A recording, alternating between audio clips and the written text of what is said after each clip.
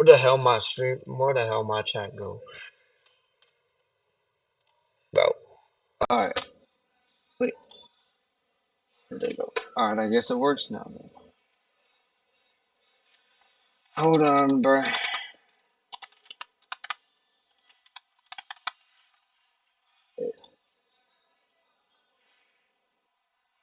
I can only hear. Let me look up.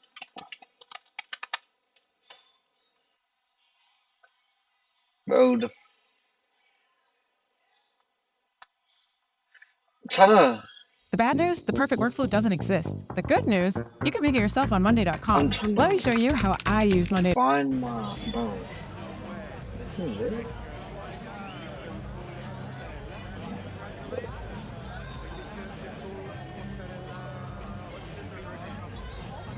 Wait, nah, bro. This one ain't giving me anything, bro. There was another one I saw earlier. He was talking and stuff. At Notice, you've been following all of these themes really all year, and happy election night to all of our new viewers. This is what we do on Live Now from Fox. We bring you expert analysis and context on the biggest stories of the day and this one of the year. We are waiting for this live event to take place there in Fulton County. Caroline Elliott, Fox News multimedia reporter, telling us that the Secretary of State there in Georgia just confirmed Georgia will set a new record today with 5.2 million votes cast in this election here. We're also anticipating an update from officials in Fulton County there right now. Let's check in with Christina Evans. She has her pulse on what's going on there on social media, specifically there in Georgia. Christina, what is social media saying? What will they say in this press conference? Give me a minute. Andrew, so of course, like you just said, eyes are on Georgia right now just because of some of the news that has been coming out earlier today. In fact, if you did hear that Secretary of State earlier in the day, Brad Raffensperger, he made a comment in a live press conference talking about how this is the wrong Georgia to mess with as far as election interference. And here in our social center, we've been getting some updates directly from officials in DeKalb County as well, because more bomb threats were called there in the state. Now, this isn't the first time that we're seeing those happen across the social media platform again today, that we're getting those updates that they're happening at those polling locations. I do want to show you right now a full look at that screen there. This is what the DeKalb County Police Department has now tweeted out as well. So they let it know that DeKalb County has now responded to multiple bomb threats.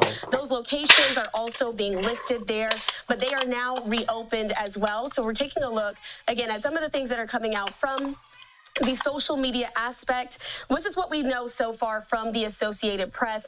These are overwhelmingly Democratic suburbs areas that voting had to be suspended at those locations until police were able to confirm that there were no bombs. But right now, as you can see on your screen, those locations have now reopened. County officials, though, say that they're also seeking a court order to extend voting. This is very routine in Georgia when a polling place is disrupted. Earlier today, again, polling places in Fulton and Gwinnett County were also targeted. The Secretary of State, Maddox, where's your charger? He believes that had to do with Russian interference. Those threats, though, did turn out to be false. So, again, we're continuing here on Live Now from Fox to track some of the latest updates that we're having here in our studio with some of those updates, again, from Georgia as we're looking at those bomb threats, whether or not they were credible or not. But we do know that now they are seeking to keep some of those polling locations. Maddox, where's your Chromebook charger? County, one of those counties that was really looked at in the 2020 election, open a bit longer so voters can make sure that their voice is heard. All right, Christina Evans there. Where's your Chromebook charger? We do have officials there in Fulton County stepping up right now. Christina, we'll check in just a moment here. Let's listen as some of these officials take to the podium here. Let's watch. All right, here we are. This is in Fulton County, Georgia. Let's listen. Thank you so much for being here on Election Night 2024. We are here in the Fulton County Election Hub, and we are about to begin our evening briefing, our post-election briefing. My name is Jessica Corbett, and I'm the Director of External Affairs for Fulton County. And just want to thank all the journalists who are here from all over the world covering this election. I told you Georgia was a blue state. No one in there like Trump. Here who've been part of our team today. You'll first hear from Fulton County Chairman Rob Pitts. Get me an extension cord, bro. I need an extension. Fulton County Election Board Chair, We happen to be joined tonight by our state election board chair. You will also hear from our director of elections Put it inside for the Fulton County, Nadine Williams, as well as Fulton County Police Chief and Fulton County Manager. So I'll kick it over to Chairman Pitts. check. Well, thank you so much, Jessica, and thank you all for being here with us again. I told you in the beginning that we were ready, Can't reach it. and the Boom. results of today's election proved beyond a shadow of a doubt that Fulton County, Georgia was ready for the 2024 election. We have had 177 precincts, 1,800 well-trained professional poll workers who did an outstanding job today. All right, there you go. I'll be trying to hold on. Which I think is There's another thing. because if you recall, those of I'm you trying who to were with see. us in 2020, we were scattered all over the Oh, county, different bro, locations. what? But because of the $30 million Bro, investment Donald that the Trump, bro, Fulton he's County taking Board of over. Commissioners made, this facility has allowed us to consolidate Wait, Georgia's all red. of our operations Bro, I under just one saw that roof. thing was blue. And the result of that has been Bro, an Donald Trump better outstanding win, bro. 2024 We are going for election. Donald Trump. I had the But privilege this of thing ain't giving personally shit. visiting. I'm trying to see. There you go. Right here, right here. Please sign the petition and urge Congress to make assault rifles illegal for civilians. There's no practical application in civilized society for assault rifles. Doing today. We need your help. Please tell Congress to outlaw them now. Thank you. Reporting. And in the 2nd congressional district, we have Bro, we're kind of just 0 votes reporting. So buckle up. It is going to be a night here as we wait for these votes to get counted. 369,000 votes remaining with 0 in right now on these 2 bellwether districts out of Virginia, which again will give a clear indication of what we're looking at in the country more broadly. Bro, this thing's telling me the same thing as I have right here, bro.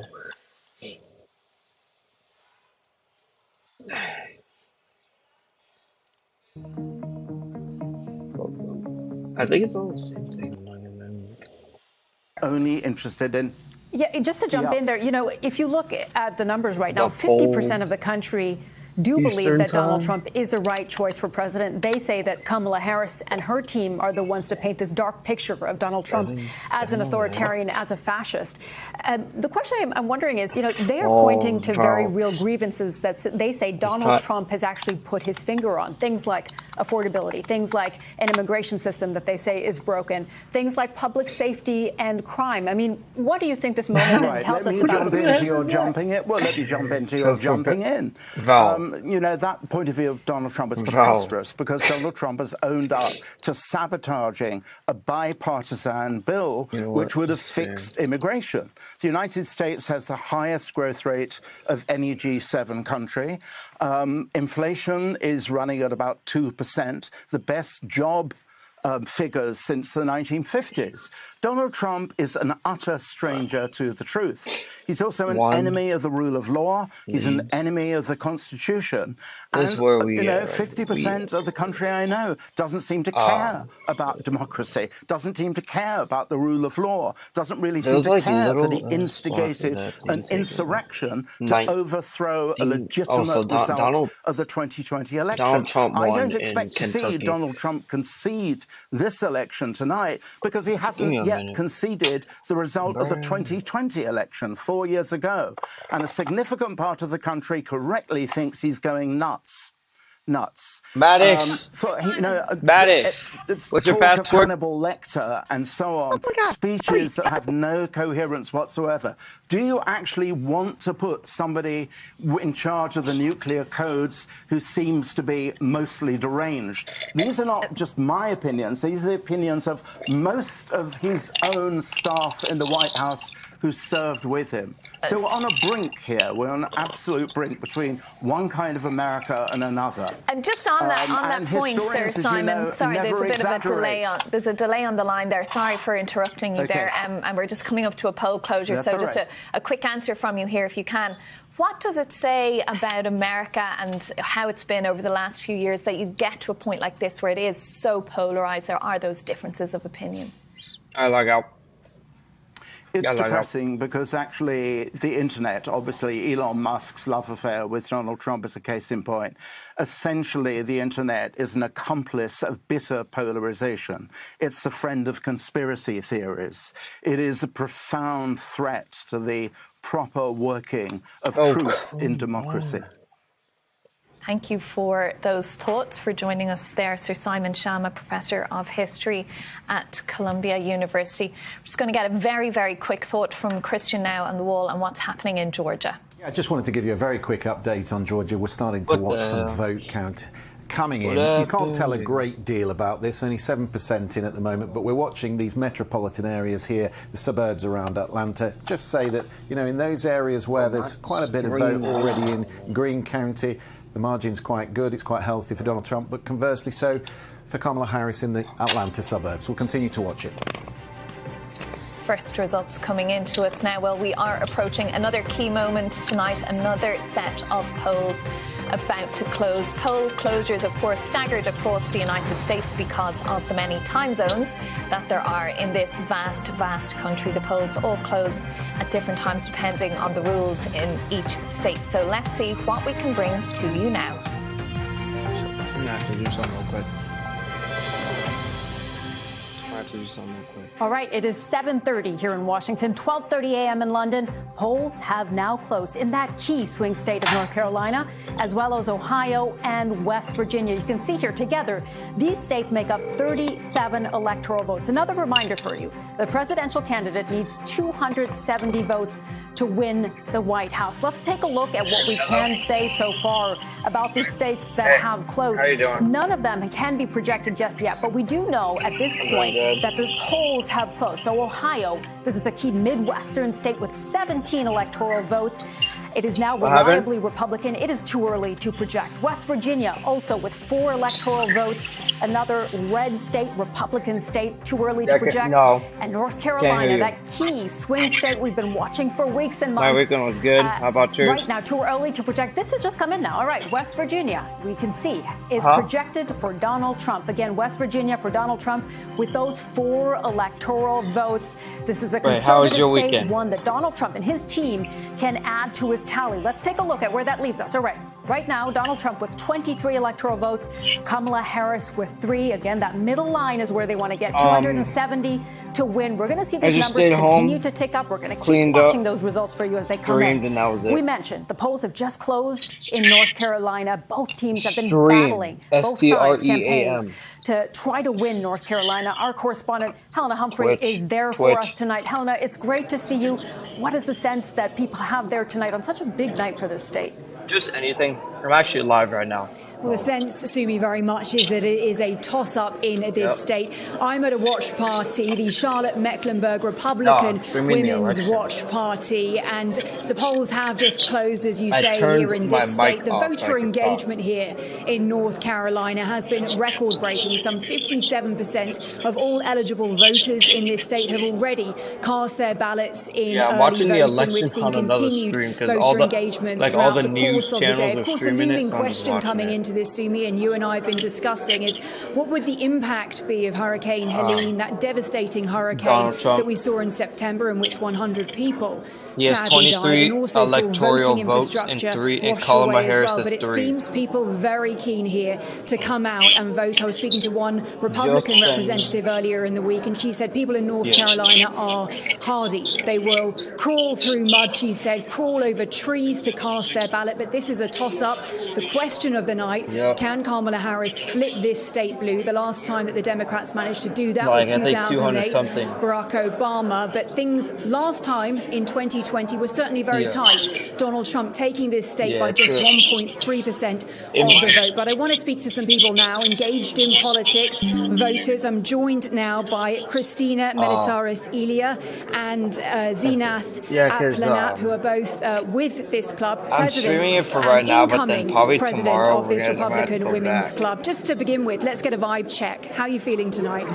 Feeling very good, very positive. Things are looking really good. Feeling great. I think Trump's going to have a good night. Oh, because I and forgot we're looking forward to a wonderful Republican win. So and looking forward to I was supposed to a get great day tomorrow. I didn't know if I was going Thank to you for being Australia here. Friday, so I told I Alex think I we're going could to do deliver it. North And then Carolina for President Trump tonight, and I'm I found confident out that he is going to be the that next I president. was going. A lot of people so saying that then the race I here is forgot to tell close. So Alex I am specifically curious, what are reschedule. some of the issues that have brought you out, those in your circle? So for me, it's very personal. I'm a mom. I raise 5 daughters. And when we sit around the kitchen table, we talk about what affects us daily. We're looking at high gas prices, groceries, daycare, safety. Safety is a very big issue. We're looking at the border that's not secure. So all of these issues really hit all of the women in our family. And we're not a one-issue monolith. Women have a lot of issues on their mind, and so we are really looking forward to Trump helping us with all of that, and we're very confident that it's going to be a win here in North Carolina. Can I just ask you, what do you make of Trump's stance on reproductive rights issues? We've spoken to some voters who are Republicans saying that actually they've voted for Harris because they are concerned about that. What do you make of that? Well, there shouldn't be a concern if people really look into what Trump is saying. What he's done is he's brought it back to the states to allow the people to vote and share their voice and their opinion. So he brought it back to the states where it should have been. And here in North Carolina, we have a very good situation, and women have a choice. And we're also looking at supporting women that have a choice to keep their children. So we're looking at both sides of the coin. He has a very good stance on that. It was my fault that it's a very positive thing for women. If they just take a moment to really look at it, it's a good stance. Zina, what are some of the motivating issues for you? Well, being a small business owner, I think it is, how do I do better? And when the cost of everything goes up, the business suffers. People, we have a test prep company. So women, if they can't, women lead the household. So they decide what bills to pay. So extracurricular activities, tutoring, that all takes sideways. It all goes sideways because now they can't afford simple things like gas prices or rent. So it's every issue is a woman's issue. We're the ones dealing with all the impacts of this current economy. So I think that's why a lot of women are going out to vote. We're not single issue voters. And I think that's very important for people to know. If it is close, and perhaps we don't know the results, are you at all worried about the coming days, how people might feel? No, I'm confident that a lot, with the early numbers, traditionally Republicans only vote on election day. But this year we've seen record-breaking numbers in early voting. So I think I've voted early, which I've never done before. So, it takes a little used to, like breaking tradition. But we have gone out and we voted early. And I think that's going to show. I really don't think it's going to take a long time. And I do believe that ultimately people are going to choose safety, security. As a child There's of nothing immigrants, really on here besides I school. don't think that people, like the newly immigrants, they're not going to choose this idea of having just a female president over, what's best for the future of their children. Yeah, of course we want a woman president, but we want the right one that has won a primary, that has done it the Are we doing anything this week? democratic way. Can I just ask you were just saying there is a child of immigrants. Donald Trump has said that he would carry out mass deportation, the largest deportation in history on day one. What's your response to that? What do you make of that? Well, I waited till I was age 7 to come to the country because that's how long it took for me to come to America legally. And I appreciate it. And I was always told by my parents how lucky I was to have that. So, you know, citizenship was not my birthright. It's my privilege. So I do welcome new immigrants. I think we should have legal immigration. Are we doing church tomorrow or no? We just can't afford to have open borders and let everyone in that we have not vetted, which is what we need to get people in the country that are good for America, so America can be more prosperous, right? So, last question, ladies, briefly, if you don't mind. Is America ready for a woman in the White House, do you think? I think the right woman in the White House. So it's not a question of if we're ready for a woman, but it has to be the right woman done the proper way, the democratic way. I do believe we're ready, but it has to be the right woman. You know, 8 years ago, Kellyanne Conway became the first woman to have a winning presidential campaign. And she delivered for a Republican president. Now we have Alina Habba, who's his legal counsel to Trump, who's been, you know, just doing fantastic, right? So we see women in all fields, and America is absolutely ready. But the one thing about Americans is we want qualified people. We want people that we trust have our best interests. And at the end of the day, America, it's an experiment, right? We're always trying to be in order to form a more perfect union. So the work must continue, and that's where we are. Christina and Zina, thank you so much for talking to us this evening here on BBC News. Well, just to give you a sense of this state, as we were mentioning, this is a toss-up. I've been checking in with my sources across the state to get a vibe check, and just speaking to that polarization, I was speaking to a Republican North Carolina Senate candidate. She said that America, she said in her opinion, was ready to correct the wrongs of the past 4 years. I was speaking to a Democratic chair of Catawba County, a deeply red county, who said that today he's been seeing people waiting in long lines coming out on reproductive rights issues. And I think that just speaks to the fact that it is very close here in North Carolina. Indeed, Helena. Right, really interesting voices with you there in North Carolina. And just a reminder, we're seeing on our screen there the last 2 presidential election results from the state of North Carolina. As we said, Donald Trump winning in 2020 and 2016. And at the bottom of your screen, again, that counter that we're looking at, both candidates trying to get to 270 right now at 3 and 23. Only 0.3% of the vote counted. We're going to start seeing those numbers tick up as the evening goes on. And just to say, don't read anything into that count just right now, because it's as the different states close across the US. Some of them are reliably Republican or reliably Democrat. So that's why the tallies go a certain way. It doesn't mean that any particular candidate is ahead or behind until we get really to the business end of things with the swing states. Now, let's bring in our colleague Mariana Spring from our BBC Verified team. She's been looking at some of the issues that have been affecting voting today. Mariana, what can you tell us? Thank you so much. I've been looking for quite a while now, not just today, but over several weeks, at the allegations of voter fraud, often that are spreading on social media. You had the whole suit. Some of these have been unfounded, and actually one that's been shared this evening has been posted by Donald Trump, where he suggested that there was massive cheating in Philadelphia.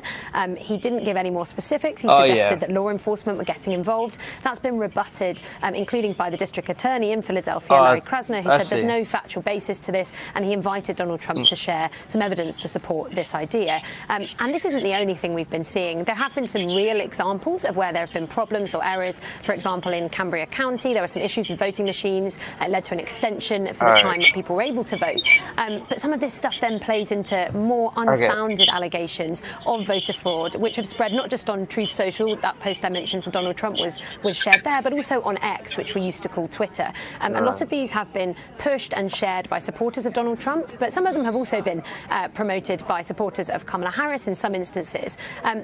They play into existing concerns around voting machines, or that there have been irregularities in some way, often without evidence to support that idea. And this matters because actually this can undermine people's faith in democracy, in whether their vote counts and how that system works. It also can have an impact for some of the people on the front lines here, election workers who are trying to ensure that they can kind of keep democracy on the road, but have found themselves, certainly some who I've spoken to in recent weeks, under threat, receiving a huge amount of abuse, and really not very nice stuff.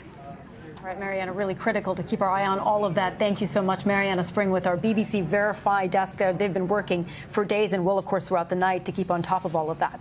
All right, if Kamala Harris wins tonight, She would make history as the first woman president, but also as the first Asian American president. Her mother was born in India before emigrating to the United States.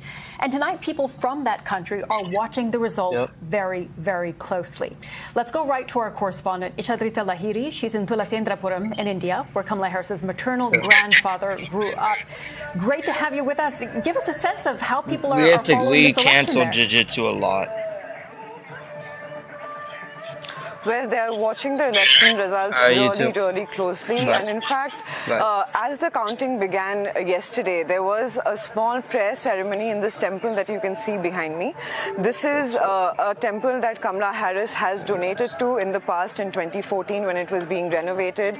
There is a plaque with her name on it as one of the donors inside the temple. Now, if you speak to people in this region, they tell you how much Kamala Harris has done for this village, even though she's never visited this place or mentioned it in any of her speeches. One of the people I was speaking to said that, this has become a sort of tourist destination of sorts. When people come here, they come to this village, they come to the temple. In fact, while we were filming here yesterday, there were a few American tourists who were here. There were Harris supporters, of course, and they were really anxious about the results. And they thought that this would be a place where they would want to spend the counting day, because this would give them a sense of community. And that tells you a lot about how Kamala Harris has put this tiny Indian village on the international map. Now, the people here are not used to 15 to 20 media crews thronging them. They're not used to being harangued by media crews for sound bites, and that's why they are enjoying the attention, and they hope for it to continue over the next 4 years. So even though things are a little muted right now, when she won in 2020, there was a lot of celebration. It was like the kind of celebration you'd see at an Indian wedding. But right now, they do not want to celebrate ahead of time. But we have been told that if she wins, there are grand celebrations in store, and it's going to be bigger and better than what it was in 2020. Okay, really, really interesting to get that glimpse really into what's happening there. Thank you so much for that update. Great stuff. Now we have projected results to bring you relating to the Senate. We haven't been speaking much about the Senate and House tonight, but of course, in addition to voting for the President, Americans are voting for their elected representatives, the House of Representatives and the Senate, as well as many other races more local to their state and to their community, school boards and so on. And of course, it's important which party holds the balance of power in the Senate and in the House of Representatives, because that's how laws get passed in this country. So the ideal for each party is that your person is in the White House and you hold the control of the Senate and the House of Representatives, and then you can pass laws and you can get all your platform and all your manifesto through. So we can bring you a really important piece of information there in relation to West Virginia, which had a Democrat turned independent Senator Joe Manchin there for many years. He announced his retirement, and we can tell you now that the Republican Party has taken that seat. That Jim Justice, the Republican governor at one time of West Virginia, has taken that seat from Joe Manchin. So that is tending towards the Republicans wanting to take the power back in the Senate, which currently rests with the Democrats. So Christian can tell us a little bit more about what's going on there. Christian. Yeah, as we focus very much on the top of the ticket, of course, both candidates are keeping a very keen eye on these two races in Congress. Let's just explain to you what's happening in the House tonight. All 435 seats are up. It's 218 for a majority. The Democrats need 4 to take back control of the House, which is currently under Republican control. Over here in the Senate, let's just have a look at 2022, and you'll see it was much tighter. These two independents tended to vote with Democrats, so Republicans need a net gain of 1 tonight, which they just got in the bag. And we'll see what other races do tonight, but that would give them almost control of the Senate, so long as Donald Trump wins the White House. It is the Vice President that has the casting vote that breaks a tie in the Senate, as Kamala Harris did many times in the last Congress. So let's have a look at our list. 34 seats in the Senate are up, 23 of them controlled by Democrats or independents that vote with Democrats. And you can see at the top of our list there is West Virginia, Jim Justice, the new senator in West Virginia. But there are 5 others here where Democrats or independents are being run very close by Republicans. Two at the bottom here. This is Texas, where Ted Cruz is in danger tonight. We'll watch that closely. This one at the bottom is Nebraska. The incumbent Deb Fischer being run close by an independent, Dan Osborne. But these three people are brainwashed about this. Is the election, they are our battleground states. And the question always with Senate races is how does the top of the ticket affect these races and vice versa.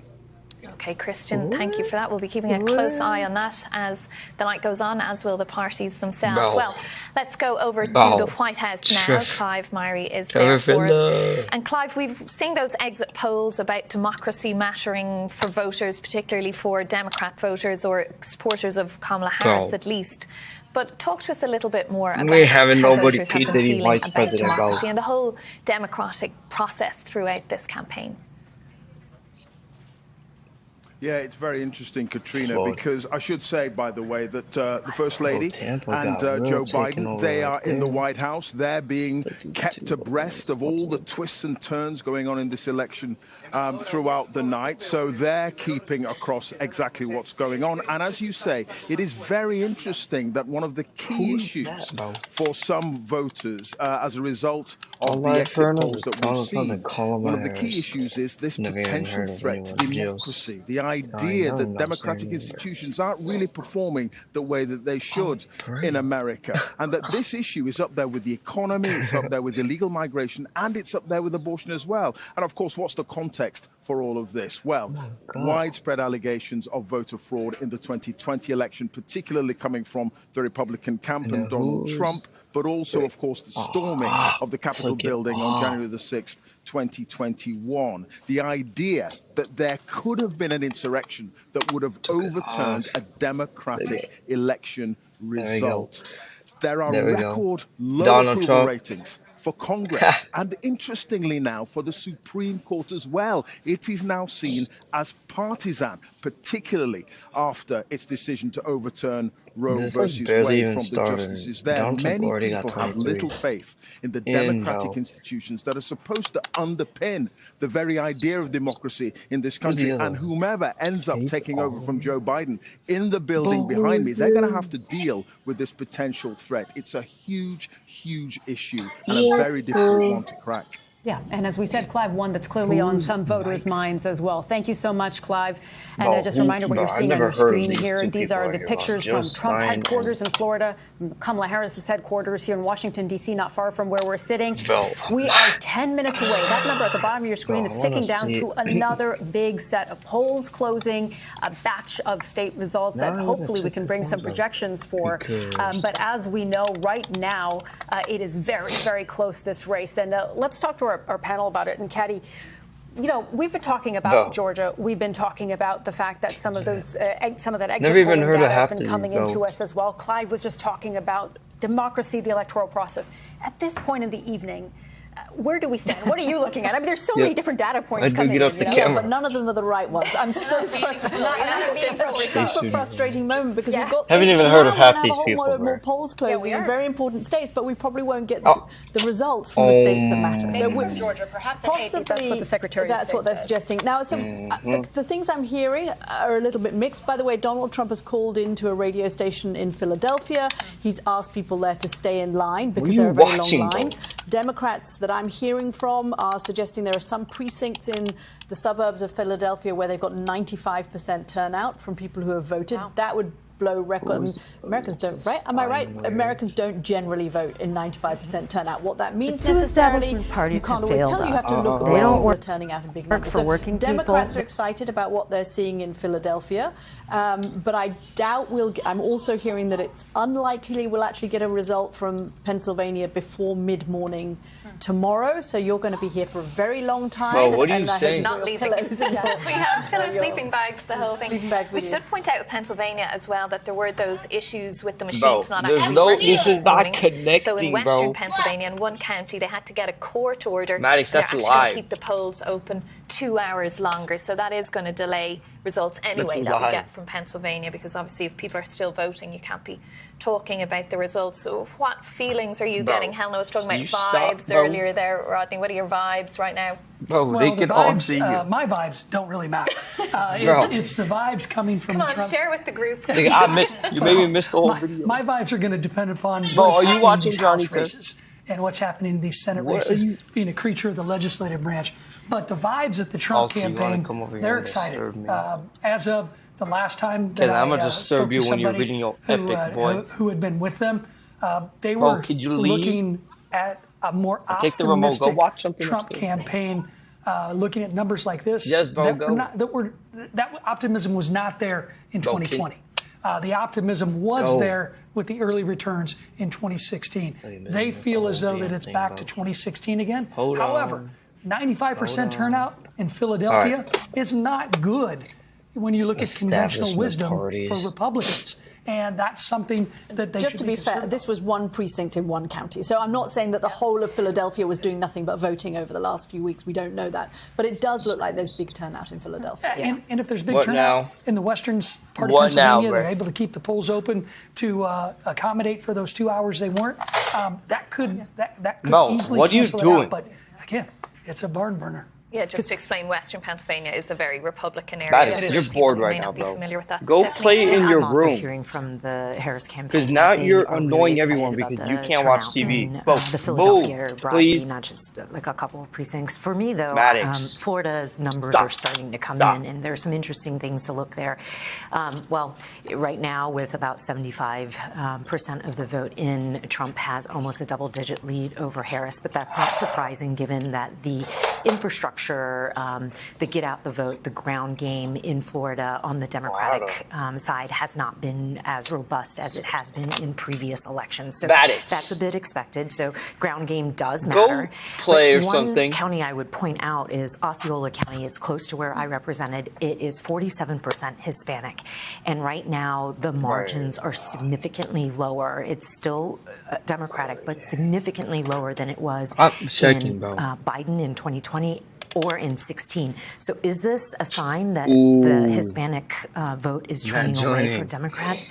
I mean, I think it may be. Indian I mean, we have to Kamala. see what the end numbers Bro, are. I but really that's saw. not a great sign for Democrats. And just to explain, when you're talking about Florida results, we haven't mentioned Okay. Florida to anyone who's I'm been taking kinda states off their curious. list, because there are a couple of counties where the polls are still open in Florida for another 5 or 6 minutes. So it's one of those states where the time zones are kind of split and the polls are split. So you're seeing results for the majority of Florida, but there is a little bit of time. There are 5.5 minutes for people still to get to. And we are seeing so far, these are the numbers I believe we have up on our screen that we're seeing so far from Florida. So at this point of the evening, of course, too early to project.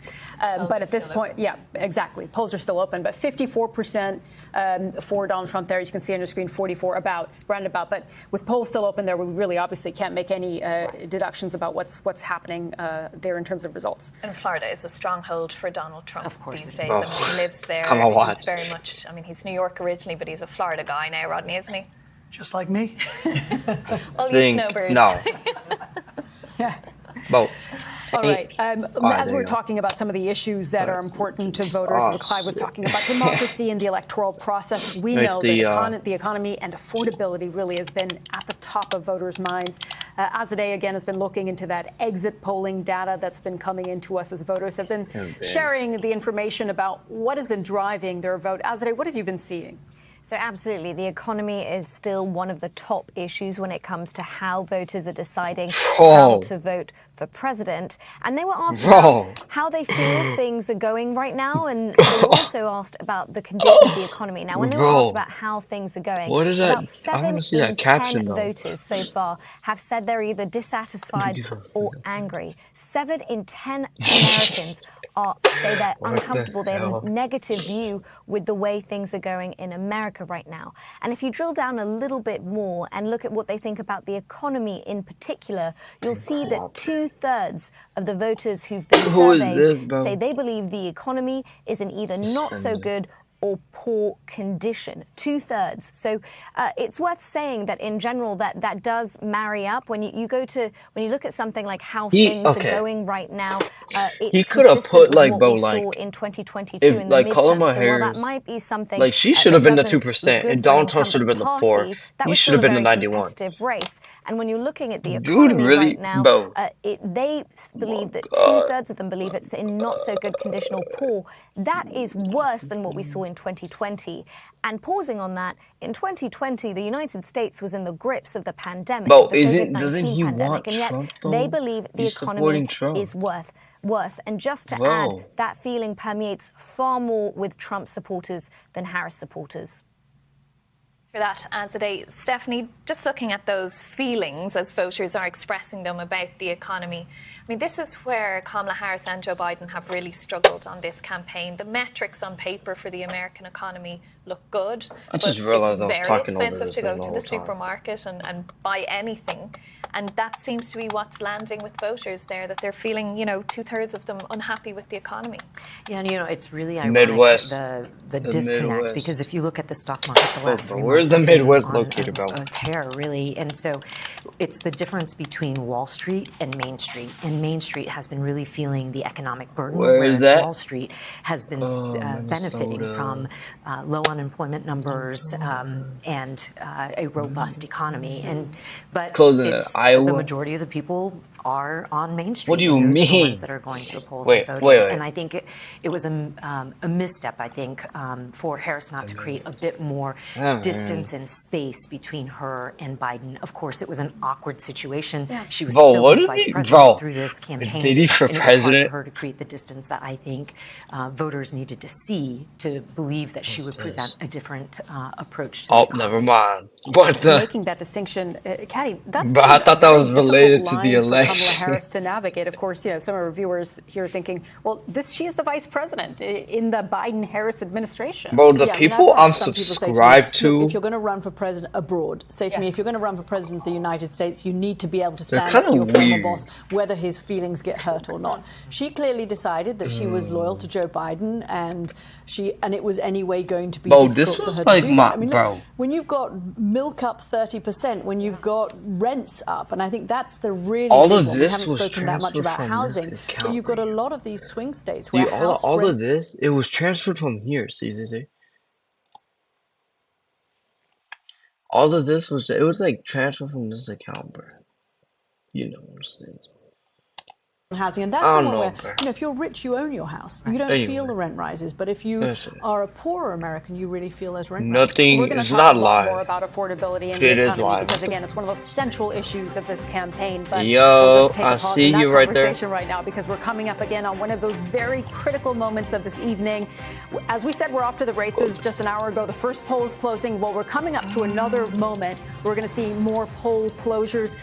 Give us a little bit of a better indication of where this evening is headed. Those things take up. That's building their path to those 270. Those things take up 10 fucking letters per thing.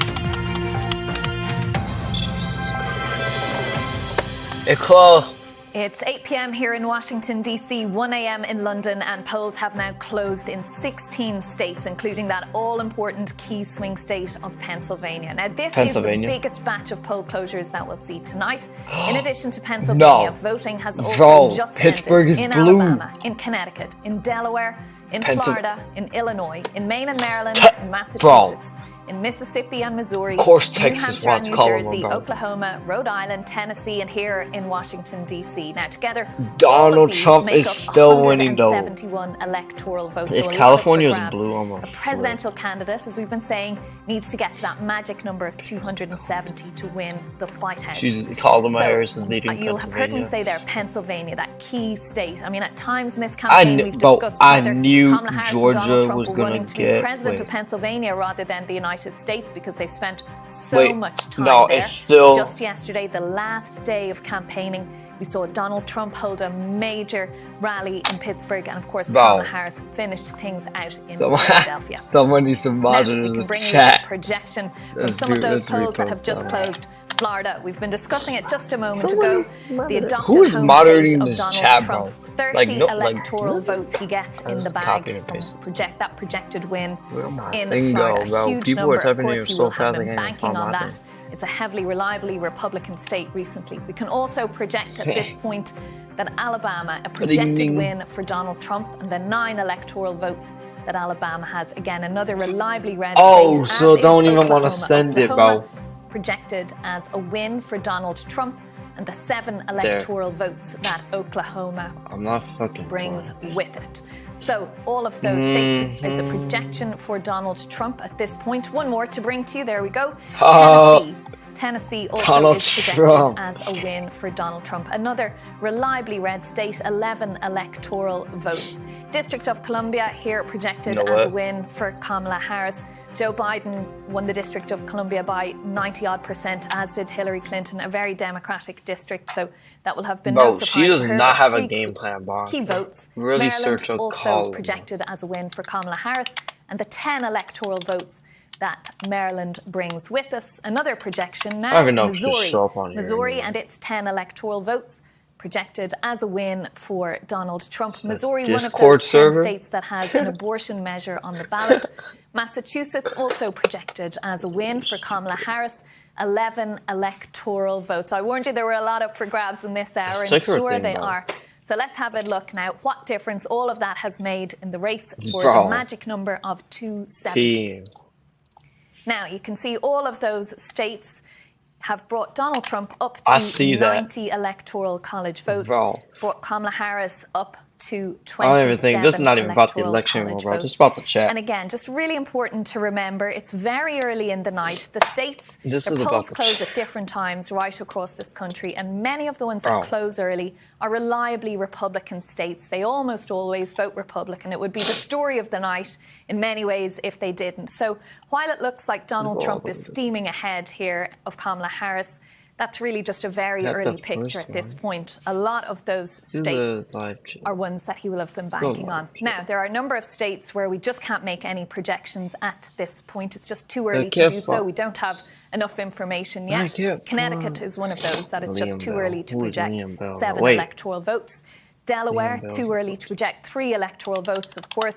That's the home state of Joe Biden, born in Pennsylvania but spent most of his life in Delaware. Maine, too early to project 4 electoral votes there, and that's one of 2 states where they split how they award the electoral college votes. Illinois, too early to project 19 electoral votes there, so a nice big pot of votes for whomever should get those later.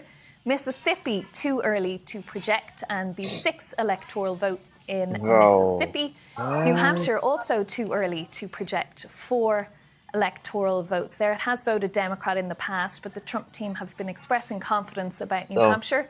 New Jersey, also too early to project 14 electoral votes there. Rhode Island, also too early to project 4 electoral votes with Rhode Island. And just to say again, these are too early to project, as is Pennsylvania, of course. That swing state will be a long time before we're projecting that one, I suspect.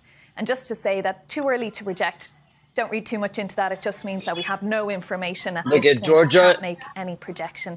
The votes are just Georgia is winning. The polls have just closed. Georgia is a red state. Let's go to that all-important state of Pennsylvania. Tom Bateman is there for Texas is a blue state. Tom, what's it been looking like in Pennsylvania? How has voting been going through the day? No one has voted for Jill Stein. Yeah, hi Katrina, and welcome to McGillen's Old Ale House, a big watch event going on here on 2 floors. And we've watched the crowd building as the polls across Pennsylvania have closed, in the last 4 or 5 minutes now. And I think we're going to be in for a long night because, as we've been saying, back in 2020, it took this state 4 days until that count had got to a point that the US networks could confidently project a result. Now, it is right up against the wire once again. All the opinion polls here suggesting that it is a dead heat. We've had that for many weeks now, right up until polling day. I was at one of the counts earlier. They think they might have sped up the process a bit this year, so perhaps not waiting until Saturday for a result here, but I think we're not going to get it basically in the coming hours. A few clues though, probably as the first results start to trickle in the next 2 to 3 hours.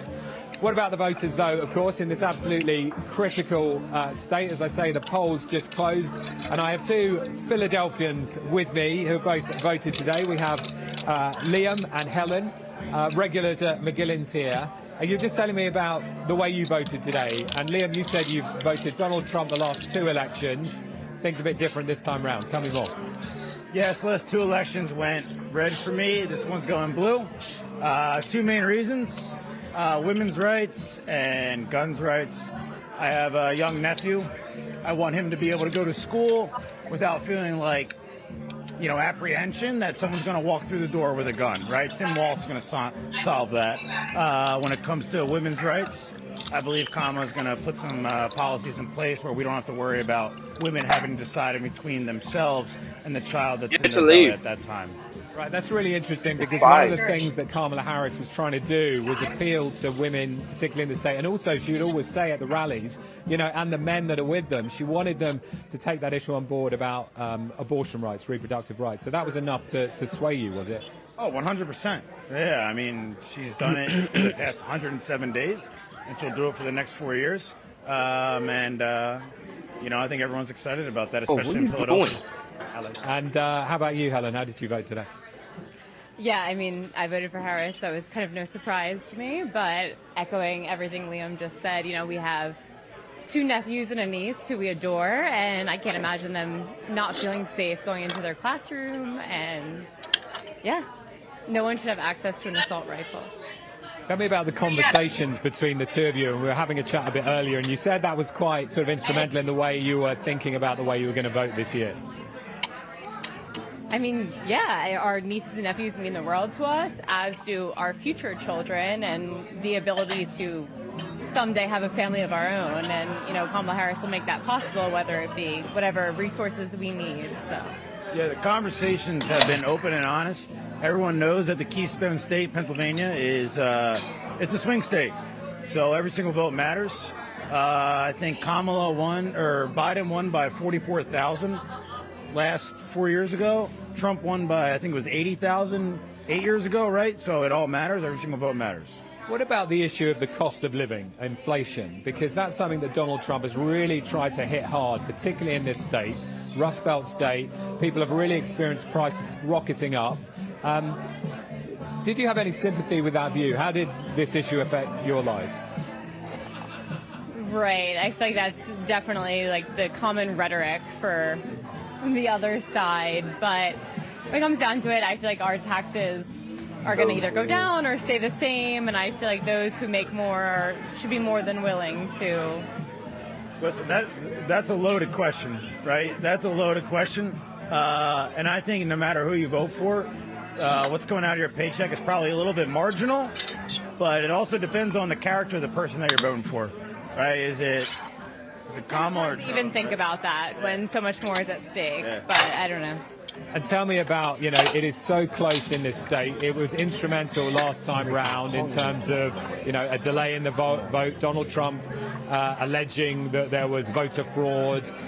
We may see some of the same this time around. He's already put out a message about this. Just very, very briefly, how do you feel about the issue of democracy when it comes to this election? Democracy's on the line. Like, that is.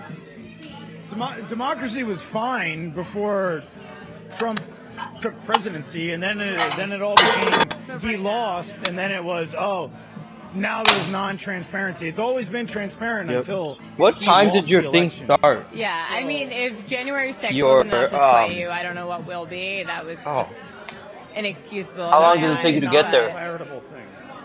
Helen, Liam, thank you so much for talking to us. And as we say, sometime I think before we get the results, back to you. All right, thanks for that. Plunge the toilet? How do you even? You can see just how passionate people are about politics in America, but particularly there in Pennsylvania. Well, let's go over to Christian. He's looking at what's going on in Florida and elsewhere, and he can bring us some more information. Christian. Yeah, I've stayed wide on the map at the moment because I just want to show you two completely different stories which really tell us how America is changing at the moment. We've got a lot of voting now in Florida. And what I see on this map is an awful lot of red. Trump already projected to be the winner. Look at the margin. It's over 11% at the moment. If you were to go back to 2016, when Hillary Clinton lost Florida, it was just 1%. And then he expanded that to just over 3% against Joe Biden. And now we're looking at a margin like that. OK, there's 80% of the vote count, and there's still a lot of vote to come in from the southern part of the state. But that is the one thing that really stands out to me. This is Miami-Dade. If you look at that compared to Hillary Clinton, who had nearly a 30-point margin over Donald Trump. It's now much tighter. You just keep doing down that. Here. You have a very different mix of you just keep doing Latino that. vote in Miami-Dade. You've got Cubans, you've got Venezuelans and Nicaraguans who used to vote heavily for Democrats, but now they skew very determinedly towards the Republicans. And in fact, down here in Miami-Dade, in the 22 midterms, the governor, Ron DeSantis, won with a landslide. I'm also looking at other parts of the map. This is St. Pete's here in Pinellas County. Next door is Hillsborough. That's Tampa proper. You can see that can you have get actually off gone red of my thing? From blue at the moment. Again, we still what have we got in here? Let's just have a look how much vote. 81%, 80% of the vote counted here. This was another one that I was looking at because I'm looking for trends across the map. And this is an area, Osceola County, where you get a lot of Puerto Ricans. And if you look at that, it's really tight, about 1% margin. But if you look back to that in 2020, Joe Biden had a really handy lead over Donald Trump in Osceola County. So does that tell us anything about how Puerto Ricans might be voting tonight in Pennsylvania? It might be just a very different story up there, but that's disconcerting, I would guess, if you were a Democrat looking at Osceola County. Let's just have a quick look at Georgia, going to our map here. We've about a third of the vote counted so far. A lot of votes still to come in here. This is 60% of the vote in Georgia, the Atlanta area. This is a very different map to the map in 1992 when Bill Clinton won Georgia. This area has become much more diverse. You've got really big Democratic voting areas in Atlanta metro area and in the suburbs around. So we're looking at Fulton County, where Kamala Harris, with half the vote counted, remember this is early vote, mail ballot that's being counted first, so we can't read too much into it, but she's in touch with where Joe Biden was in 2020. And Joe Biden won Fulton County with just around 73%. And that was the biggest performance for a Democrat, going all the way back to FDR in 1944. So she's up there. She's holding with him in the metro area. We're going to be looking through the night at these three counties just outside the metro area, Gwinnett, Rockdale, and Henry here. If you were to put those on a list, the Democrats have increased their vote share in those three counties more than any other counties in the country. So what she needs to do tonight, and it's a simple game of addition and subtraction, she needs to run up the score in the Atlanta area here, and she has to hope that that compensates for what I'm seeing down here, which are bigger losses in the rural areas. If I just look at sort of these areas here, they're 95%. If I showed you that back to 2020, you can see that he's starting to squeeze. You have 53.3 there in Twigs. Let's just have a quick look. There you go. So he's starting to squeeze a bit more vote out of the rural areas. But again, it's a game of maths. You already know. Can she stem the losses in these rural counties if you're a Democrat? Or can he get more out of these rural areas to compensate for what Democrats are getting up here? But remember, while this is a patchwork of counties, there are 159 counties on the map of Georgia. It's not about the counties. It's about the statewide vote. The popular vote in the state takes the 16 electoral votes. That's right. All right, Christian, thank you so much for breaking down what we know so far. Really interesting information there, and we'll, of course, stay across all of it. So how is the Harris campaign feeling at this point? We can get an idea now. We can speak to Marcia Fudge. She's a co-chair of the Harris campaign and also a former United States Secretary of Housing and Urban Development. Secretary, great to see you. Thank you for joining us this evening. As we said, we don't have results yet from the swing states. Everyone is watching them as you are. The Harris campaign is. How are you feeling at this point in the evening? First, thank you for having me. I feel great. We're looking at what's happening in the battleground states as well as the rest of the country, obviously. Numbers are up, lines are long.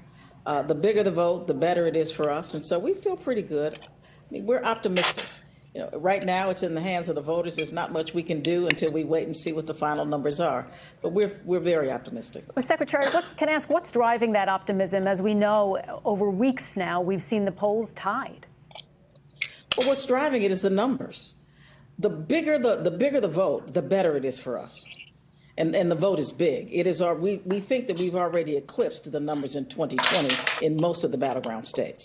So that bodes well for us, as well as we believe very strongly that the momentum really is at her back. And those people who were undecided for whatever that number may be, they are breaking towards her as best the numbers are telling us. And so it does give us some reason to feel good about where we are. We've seen from the exit polling data that we have so far a lot of voters concerned about the economy and don't see that the United States is in a good place at the moment. One of the big issues, of course, is housing. You were responsible for that in the Biden-Harris administration. What does she need to work on? She'd been criticised for the policies, or lack thereof, as the criticism went on the campaign trail. What's there for her to do differently? Well, one thing about it, she at least has a policy. Trump doesn't have one. And so I don't know what they're comparing it to. But what I do know is that she is the first president in a very, very long time to put as much effort into talking about the cost of housing, the lack of housing, and the lack of affordable housing.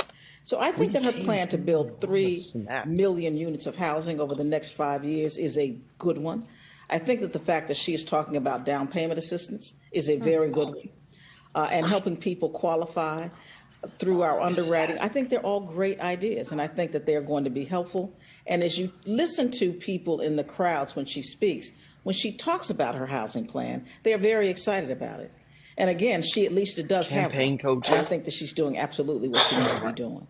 As we're speaking to you there, we're looking at images coming to us from the Harris headquarters, the watch party there at Howard University, where she went to college, a place that she says she holds very dear to her heart and were formative years of her life there. But just to follow up what you're saying about her housing policy there, Secretary, the criticism would go that if she has those great ideas, why were they not enacted now under the Biden-Harris administration? Why is that? Well, part of it we tried to enact, but the Congress would not pass it. The president has so much power, but the purse strings are with the Congress. So we are very, very concerned about the fact that Congress does not see the necessity to address the issues that are at the top of mind for Americans. And housing is clearly one of them. There was a Build Back Better plan, which I'm sure most people that follow this will realize was in President Biden's plans, but Congress would not pass it and would not fund it. We are hopeful that with a new generation of leadership, that we can work together with Congress, both House and Senate, to get the resources to do this and to work with developers more to make it a good public-private partnership. They ain't even connected, bro. How's that part of Michigan? Bro, I did not know this, bro. I'm actually kind of learning about these states right now. How are you doing, Mark? I was looking at the wrong I'm camera. gonna bet you that Wisconsin is gonna be blue. I just wanted to again wish you a happy belated birthday, but thank you. Hey, you've been through a Senate confirmation process, and let's say Vice President Harris gets elected tonight. The Republicans take the Senate. Give us your thoughts on what it's going to be like for her nominees for cabinet positions to go through that confirmation process. 51. Well, I think it's going to be difficult, Rodney. You know as well as I do. You know, we served together for a long time. It is a very difficult situation, but I would hope that if, in fact, we as Democrats lead the Senate, that they would understand that in order for this country to move forward, the president does need a cabinet of her choosing. And if they find that there is someone who maybe just they don't like them, that's one thing. But if they meet all of the qualifications, it's someone who has not done anything to prevent them from serving honorably. I think that they should go ahead and confirm that is what we did when President Trump was there. We confirmed almost every single one of his 6 choices. p.m. This one coming up soon. Colorado. We've had some early numbers. We just saw them a moment ago from Florida, suggesting that the Harris campaign has not done as well with Puerto Rican voters in Osceola County as the Biden campaign did back in 2020. Are you concerned about any numbers that you are seeing amongst Hispanic voters? I'm not. I think that you see the difference is that they campaigned literally and put lots of resources into Florida. This campaign did not. It was not one of the states that we deemed to be on our battleground field. And so we did not put a lot of resources there. Maybe if we had, we would have done better. But I think that the numbers that I'm seeing out of Pennsylvania right now are significantly better. So no, I'm not really that concerned about it. All right, Secretary Marcia Fudge, great to have you on BBC News tonight. Thank you so much for joining us. Now we have my friend Rodney. Your friend Rodney's here. We'll look after him for the night. It's many hours before you're getting released yet, though, Rodney. Don't go anywhere. Now, we can bring a key race alert, a key projection to you at this time, not to do with the presidential race, but another one of those other down-ballot key races. This one is the governor of North Carolina, and we can tell you that the Democrat in that race, the Attorney General Josh Stein, we can project to you that he is going to win that race at this point in time. So we will have more on that in just a moment. Right, that was a very controversial race. Interesting to see that go for the Democrat there. Let's, however, go to our correspondent, Will Grant. He is in Florida tonight. He has been looking at some of the voting there and what's been happening. Tell us more, Will. Well, as one might have expected, this state is projected to go for Donald Trump. I think the Latino vote in Florida is so not giving me up, bro. And really has shifted this state from being the swing state that we would have talked about in years past. Would it be red? Would it be blue? Well, now it's firmly pro-Trump. We've spoken to a lot of Latino voters, and I think there's a couple of factors in play here. First, of course, is the fact that Cuban Americans, particularly Venezuelan Americans, similarly have sort of almost post-traumatic stress disorder when it comes to the socialist regimes in their own nation, and they won't vote for anything that even to their mind vaguely resembles it. And we heard a lot of people sort of expressing that to us about the Harris ticket. And the other thing that one man spoke Trump to me about, watch party. Wait, Trump to understand that we Latinos watch are party. by nature conservative when we're in the United States. He said we're very Christian, we're very Catholic, and of course the abortion question has been crucial across the nation. It was on the ballot here in Florida too. So you take all those things together. This is no longer a swing state, it's pure Trump country. And I think the fact that we're seeing everybody turn out here for this party that he's hosting, this watch-along party in the convention center behind me, shows how sort of strong his support here is. There's got to be someone on their website out that in their finery for the VIP afterwards, and people more in high spirits, like you can hear heading in now. So yeah, a buoyant feeling here among his supporters at the convention center. Yeah, some excited voters there. All right, Will Grant for us in Florida. Thank you so much, Will. We'll speak to you a little bit later in the evening. I just want to have a chat about that race notice I just mentioned a moment ago. The governor of North Carolina, the Democrat, Josh Stein, taking the prize there, essentially. But he was running against the Lieutenant Governor, Mark Robinson, the Republican, at one time close ally of Donald Trump, who then was a very controversial character, and Donald Trump distanced himself from it. But can you read, Rodney, anything into the fact that he hasn't won the governor's race there? Is that good or bad for Donald Trump, do you think? Well, I'd have to see the breakdown of where those votes are coming from. Remember, when they called that race, there was less than 4% of the vote counted. They're confident enough that the governor's race is going to be out of reach for Mark Robinson. But I'd like to know where they're getting that information. Are you seeing exit polls coming out of Western North Carolina, which is traditionally Republican, that are showing a large Democratic surge? If that's the case, that would be trouble for Donald Trump. And if he loses North Carolina, his path to 270 gets that much narrower. Let me see looking this. on the screen there at the latest votes tallied in from North Carolina. Definitely too early to project at this point. And it doesn't tell us that information, Rodney, that you're talking about there, the specific counties. But so far, Kamala Harris ahead of Donald Trump. But again, only 11.4% of the votes tallied there, Stephanie. Yeah, you know, I'm looking at the map online, and it looks like not all the votes are in, but the western counties, a significant number of them are in, and the predictable counties that would be Democratic around Asheville are. But you also have to remember that those counties, there were 20 counties that were deemed emergency disaster areas. So whether or not those counties are going to be able to come out to vote in the ways that they have in the past is yet to be determined. The disaster being Hurricane Helene, of course. Just to explain for folks, many of those polling centers actually washed away in and not physically there. We saw today people voting in tents. Let me go get it. Sorry. Yes, and I mean the postal service wasn't quite back up in some areas, and so mail-in ballots and things like that have been disrupted. So I think that's one of those things that we'll have to keep an eye on. But looking at where the numbers are, it would require a significant amount of split ticket voting in order for the governor's race to go Dem and the state and the presidential level to go Republican. And there just aren't a ton of split ticket voters that we can point to recently. But it would require people to show up, vote Republican at the top, and then have voted Democrat for governor.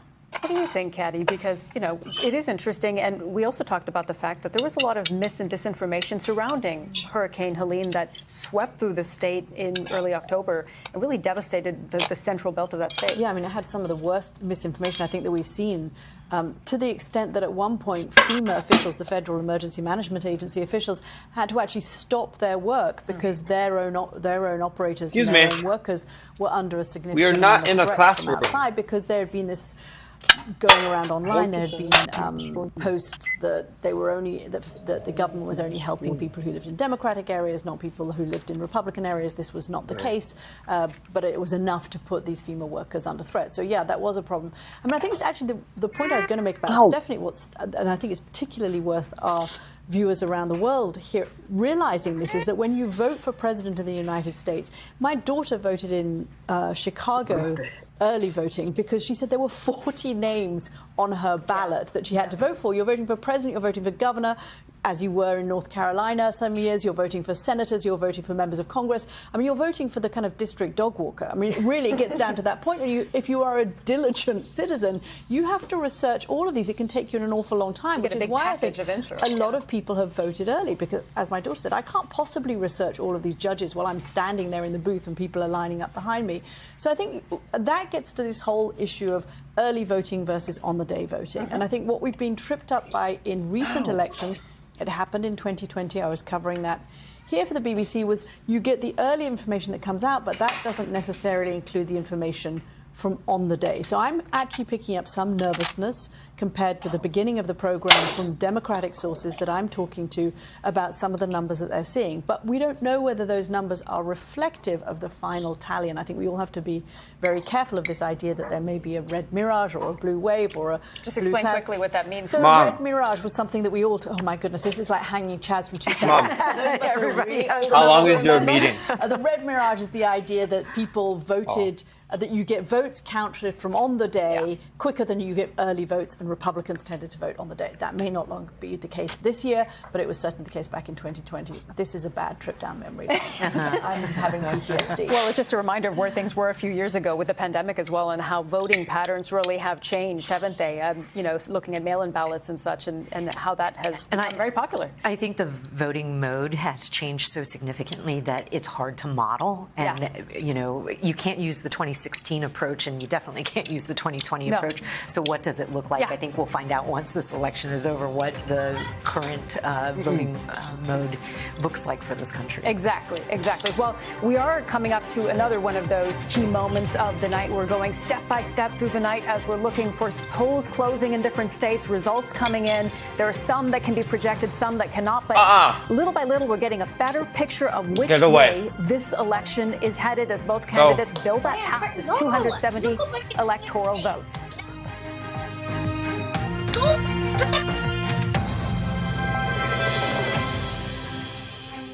No. It's 8:30 p.m. here in Washington, 1:30 a.m. in London, and the polls in Arkansas have just closed. He was trying to remove that wooden thing off the chimney. Saying a presidential Maddox, you were grabbing it. I saw you. 270. I didn't pull you back. I told you get away, and I pulled you back. To close at this time on the half hour, and it's stop touching stuff. Now, we can bring another projection to you now, and I can tell you that South Carolina is projected as a win for Donald Trump, and the 9 electoral votes that brings with it. South Carolina projected as a win for Donald Trump, a state that would be reliably red. But what impact has that made on that race to the magic 270? As you can see there, Donald Trump now on 99 electoral college votes, Kamala Harris on 27. And as we've been saying, just to bear in mind, something of a health warning with that. The states close, the polls close at different times. There are millions of Americans still voting at this time. Their polls are still open. It happens that a lot of the states on the east and in the south are reliably red, so Donald Trump has bagged a lot of those, brought himself up to 105. It's just disappeared there. But the state that just closed now, Arkansas, too early to project that one, and it's 6 electoral votes. Arkansas is a state that is reliably red, hasn't voted Democrat, in fact, since the governor of Arkansas, Bill Clinton, back in 1992 and 1996. But let's see now what is going to happen. We'll go and speak to one of our reporters. We can go to Emma Vardy, who is in Arizona. Arizona, of course, the polls are still open there. Voters are still voting, but it is another one of these key swing states that we're keeping a very close eye on. Emma, what is happening there at the moment? How's voting going? Well, about half an hour left until the polls close, and then we have this anxious 1 hour wait until they announce the first results. All the early ballots that came in that have already been counted, we wait an hour after polls close and they can give us those numbers. It'll be about half of the votes that are going to come in overall. So we'll be looking for clues in that as to which way this is going, but by no means will it be the definitive result. And what's at stake in Arizona? Of course, it's a really closely contested battleground state, narrowly won by the Democrats last time around, tiny margins. We know Donald Trump has been working really hard to try to win this state back, and it's got all the most contentious storylines kind of colliding here, because it is a border state with hundreds of miles of border with Mexico. Of course, illegal immigration has been such a contentious talking point in this election. Claims that Donald Trump has repeated again and again about what he calls an invasion of illegal migrants coming across the border. So it'll be a test of his promises of mass deportations. How well have they been going down with voters here? But that's not enough, of course. Abortion also on the ballot in Arizona. And we know that the Kamala Harris campaign is hoping that drives up the female vote, which could benefit them. So much going on here, of course. Not to mention, where I'm standing now, there were armed protesters who gathered here 4 years ago when there were claims that the vote was rigged, false conspiracy theories that were spread by Donald Trump and his allies. The voters, the election workers counting the votes just inside the doors here were fearful as to what was developing outside. This year, they're ready for anything. There is a ring of steel outside this place, so quite a different setup here this time around, because last time they all got caught by surprise. It's not good. Okay, Emma, and as we're turning to there, we can see the results of the last election on the screen there. Joe Donald Biden Trump's winning. Donald Trump winning in 2016, so a real flip-flop going on in Arizona. That's why we're paying such close attention to Kansas City, why the candidates have Pennsylvania, been as Illinois, well in Michigan. This campaign. Now, let's No, go we are. to It's 101. Donald Trump headquarters, or at least the place where the watch party is taking place, and as they will hope, the victory party later on, the convention center in West Palm Beach there in Florida. And Neda Tawfiq. California's results are coming in at 8 p.m. Neda, what's the sense there? Obviously, at the moment, Donald Trump is nearer to the 270 than Kamala Harris is, but too early to read. We're not Republican, but then why are you voting for Donald Trump? Yeah, Katrina, but we've already seen a little bit of celebration here at the watch party when Florida, of course, a state that was very much predicted to go Donald Trump's way because it is solidly Republican red and no longer a swing state. But nevertheless, when that was called here, there were huge cheers. How do you even do this if it pops back up? Donald Trump was projected as the winner for West Virginia, South Carolina, there was an image projected on the screens declaring him the winner by the campaign, and the crowd here was celebrating. So very much a mood here of optimism. Every He didn't. supporter of Donald Trump's that Because you were standing there going like this. in the crowd says they are very optimistic that this will be a good night for him. So very much a celebratory mood here as people are off drinking, mingling, in for this long waiting game. Of course, the Trump campaign as well trying to project Donald Trump confidence. is in Florida right now. You know, I spoke to some campaign officials also here who say that he has done a good job in recent years of really broadening the tent out from the kind of young, from the typical white male, no college degree voter, that now he has young men, he has minorities, Latino voters. They think that he is doing well in rural areas, hoping that that turnout really proves well for him in this election in particular. But everybody is just waiting to see, obviously, Katrina, how the polls play when you out, finish how work? the results come in. For Donald Trump, it would be an extraordinary political comeback if he does win. So everybody waiting for those Max, results. get off the table.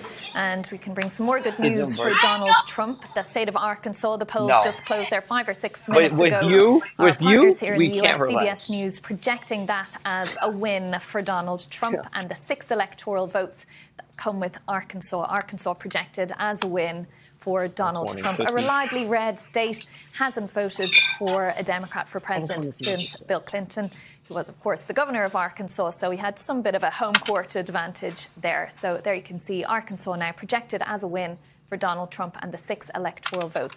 What does that mean for the path to the presidency? Well, there we have it, the race to 270. Donald Trump now on 105 electoral votes, we ain't know none and about Harris Japan, on bro. 27. You're talking That's about. saying don't read anything into that Japan at the moment does because vote. we're very, very early in the night, and there's a path For another in terms person? of how different states close and which direction they lean at this Alrighty point then. in time. But let's go down the road from where we are in Washington, D.C. now to Howard University, to the Kamala Harris watch party there at her old alma mater, and we can speak to our correspondent, Samira Hussein. Samira, what's the mood like there at the moment? Well, right now, the president of the university is speaking. He's addressing the crowds. And, you know, I actually had a moment to be able to sort of walk through, and there are different areas for the crowds to assemble. And it's a real party-like atmosphere. When there's not someone speaking at the stage, there's a DJ that's spinning music, and people are dancing. At one point, there was this enormous line dance that was happening. People just dancing in union, and it was really just sort of emblematic of the kind of jovial atmosphere that exists here right now. Every time I leave, as you pointed out many times, that this is this is a long night, and so we'll see if the DJ is going to be able to keep up that momentum and keep people dancing and cheering.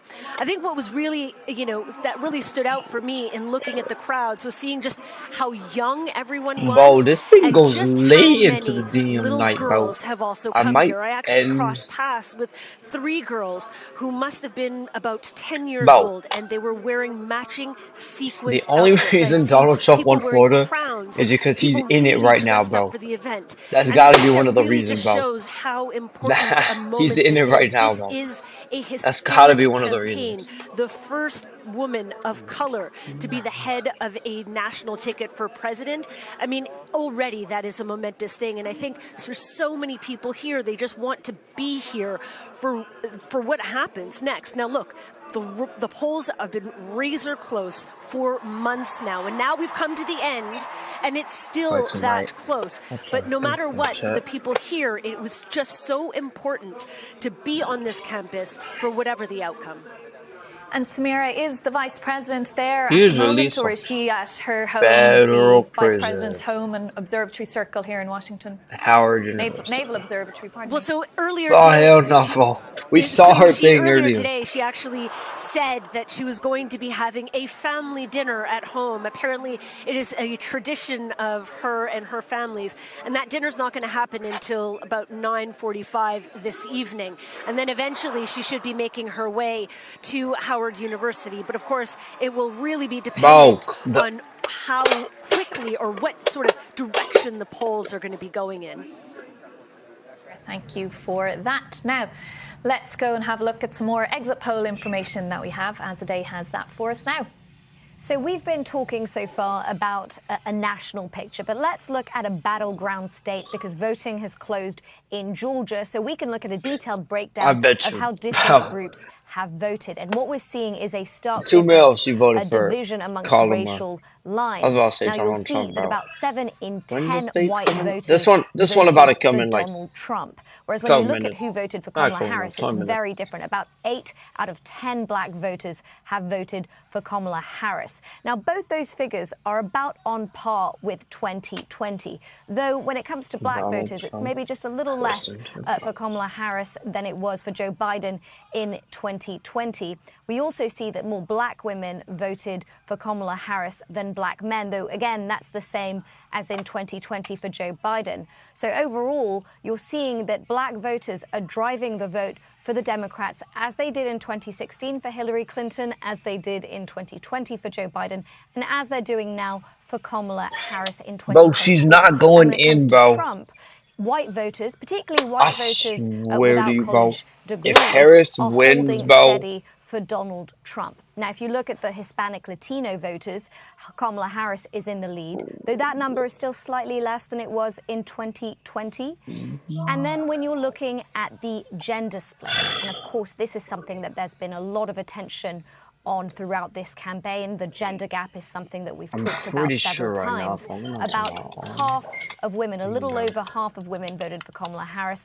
So the difference there is not real bad right now. Battleground state numbers, exit poll data is particularly interesting because, again, we were giving you a broad overview of the national picture. But this election, as we've been saying throughout the night, is won state by state. And this is how different groups are voting so far. Remember, these are preliminary numbers, and they will change, especially once the actual votes continue to be counted. All right, Azadeh, but really interesting nonetheless to get these little nuggets of data on gender, on ethnicity, is how people are voting. Christian Fraser is at the wall with a bit more information on this now for us. Hey, Christian. Let's start in North Carolina. We've only got around 20% of the vote counted so far, so there's not a lot we can extrapolate. I'll try and show you 2 or 3 things I've just been pinpointing in the last few minutes. What are we focusing on in North Carolina? Well, it's a similar picture to the one we explained in Georgia. The Democrats have to run up the numbers in the suburban metro areas. I'm not watching stream research triangle here. So Wake County is that, the biggest bro, county I look in so the state. stupid, bro. Is Durham and Orange County. You can see there, Orange County. That looks so of the vote stupid. Counted. She's up there with the margins of Joe Biden and Hillary Clinton. I'll show you that. 74. 2016, so she's doing a lot better in Orange County tonight. But these are the areas she needs to do well. There's been massive population growth in this county here, Mecklenburg. This is Charlotte here. A lot of people coming into this area. In fact, it's grown by 20% in the last 15 years. So that's an area where Democrats are looking at very closely tonight. When you look back at the last 2 cycles, Hillary Clinton lost this state by 174,000. Joe Biden lost it by 73,000. So with that sort of population growth in these areas, more diverse, more college education, more white, more upwardly mobile, can you get more vote out of these areas? But I'm also looking at those places in these red spots around.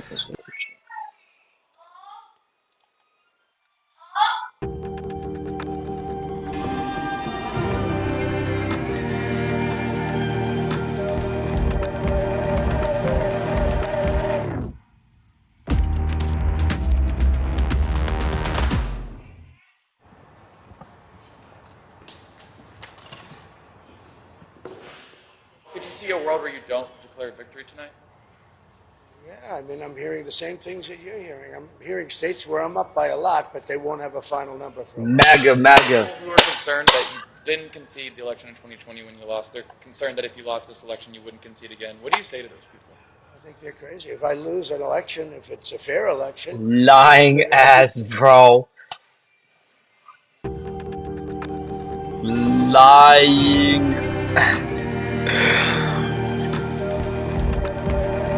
Bro.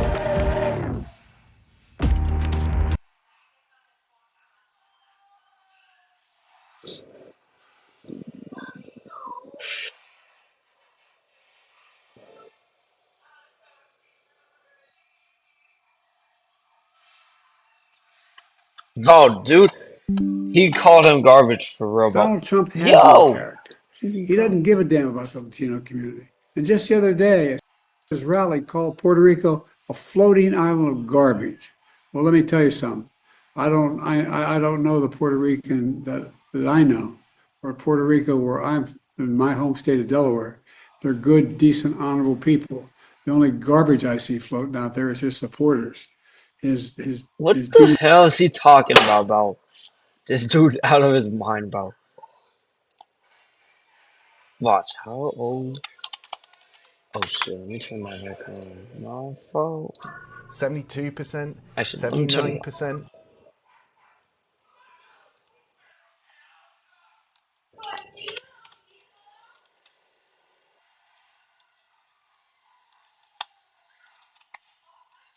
Okay.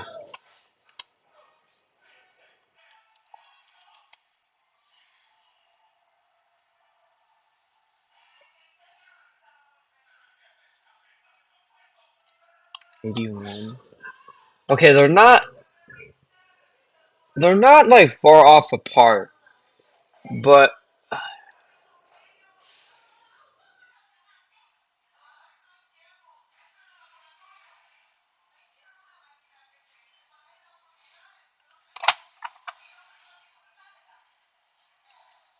okay.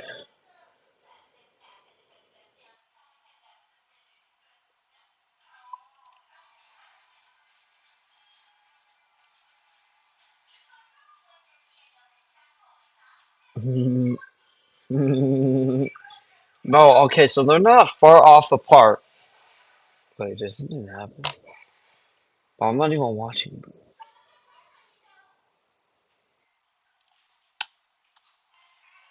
Kamala Harris is 60? What the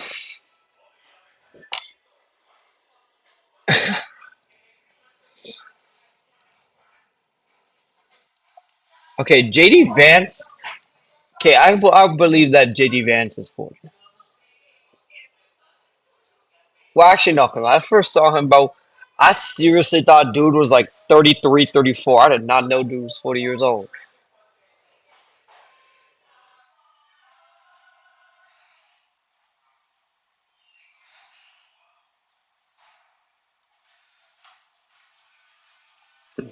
Jesus. Oh, fuck, bro. You don't gotta do doing that to me. 21. Donald Trump is winning the entire eastern side, bro. Yeah, I was gonna say eastern. He took Texas. Okay, AR, MS, AL, TMKY, HV, Dude's winning like half of the United States, bro. Call him up.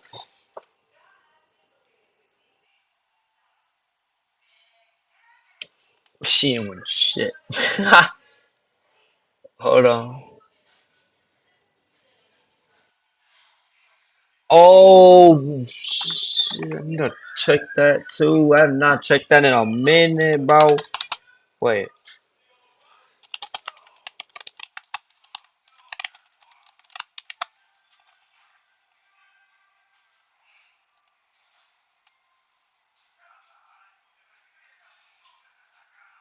DJT.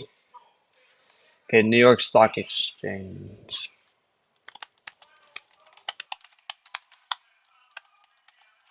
Alrighty then. NYSE.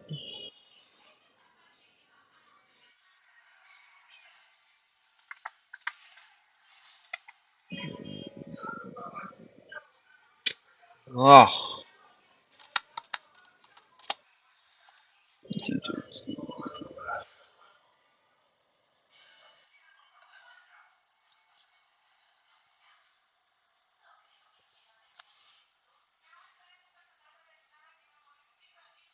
It was halted, so they stopped it. God damn.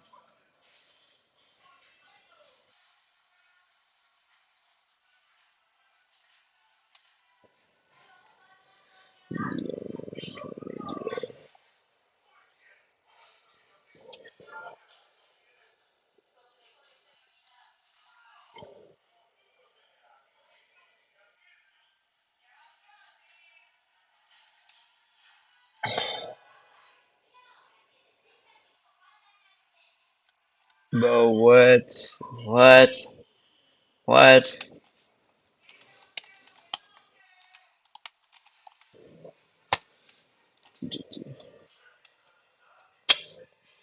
Why do I keep searching up the same thing?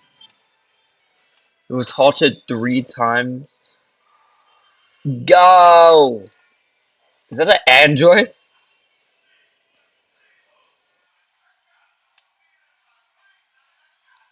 Was that an Android? No. That's a.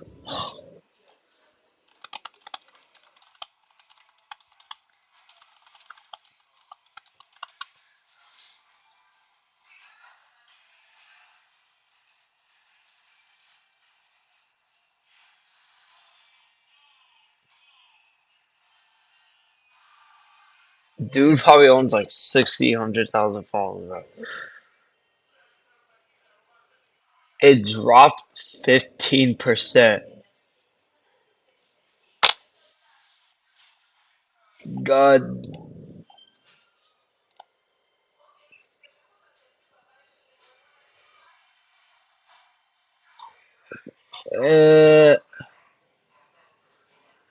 What? What?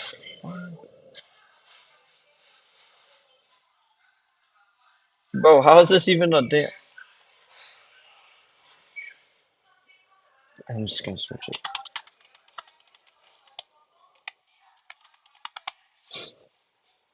It's the same fucking thing.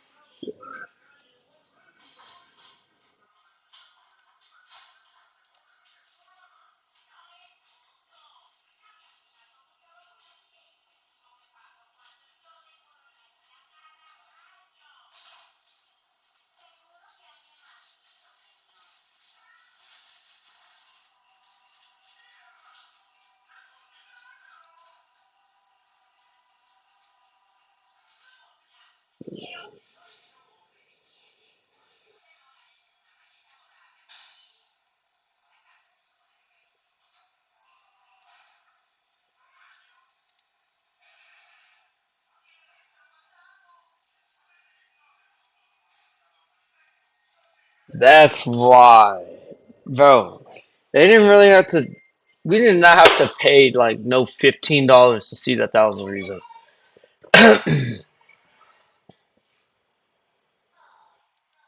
She's a doctor? What the?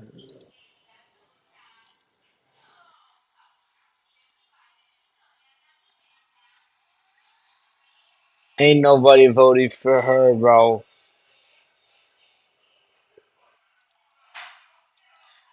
Now I'm gonna sign in. No,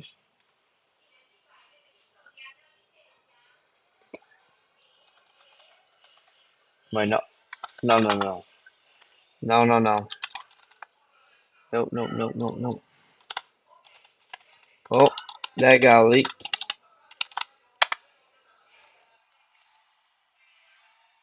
I'm not even gonna show the password either.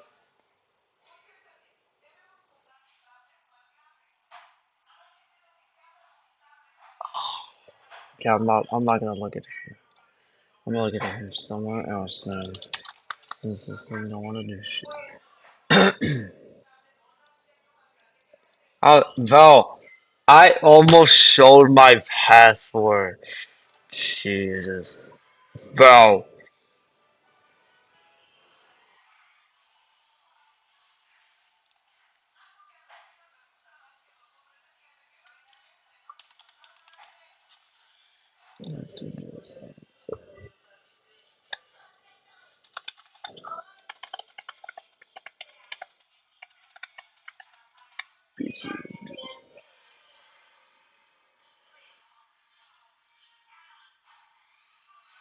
Harvard doctor.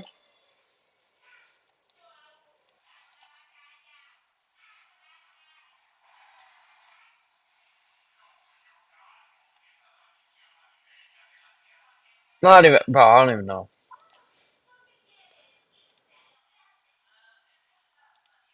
Who is that? Oh, it's Palestine.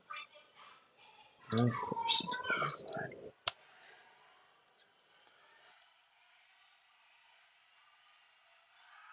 Joe Rogan.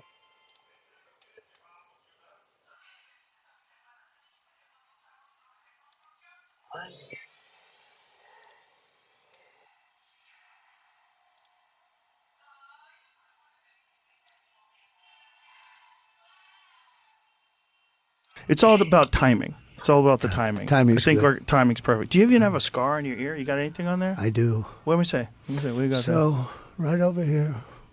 Oh, it's a tiny little See? mark. Call him an interview. I'm gonna look that up, bro.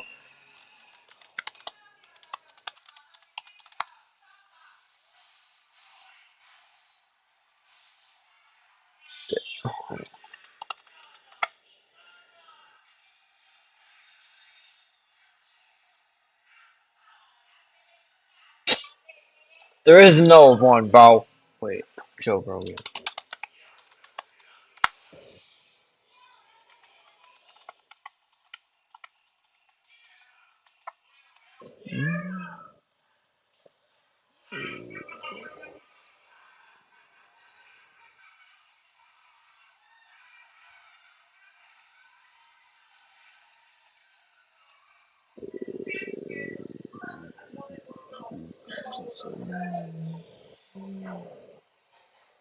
So,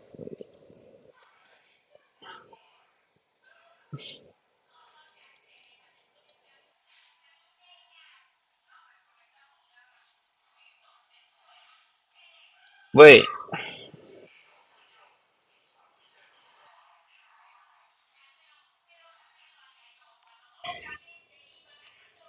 Really? Wait.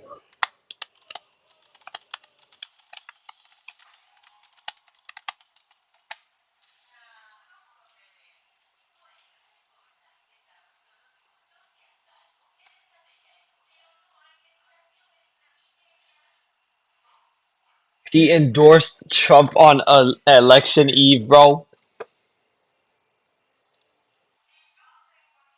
That's.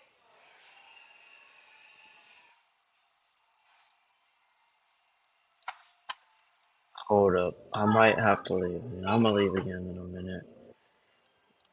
And he makes this call, and he's like, "Hey, do you want to be my vice president?" I was like, "Oh." Was it literally just like that? Well, actually, what happened is I get a text message from a staff member on his team that says you just missed a very important phone call, and I don't know, because there's so much inbound. But if it wasn't for you buying that and changing Twitter, I don't think we would be where we're at right now. I think it was a pivotal moment. I think historically, when people look back on it, it's going to be a pivotal moment in this very bizarre fight for the freedom of information. Yeah. Well, I mean, at the time I said, I think, look, I think this is...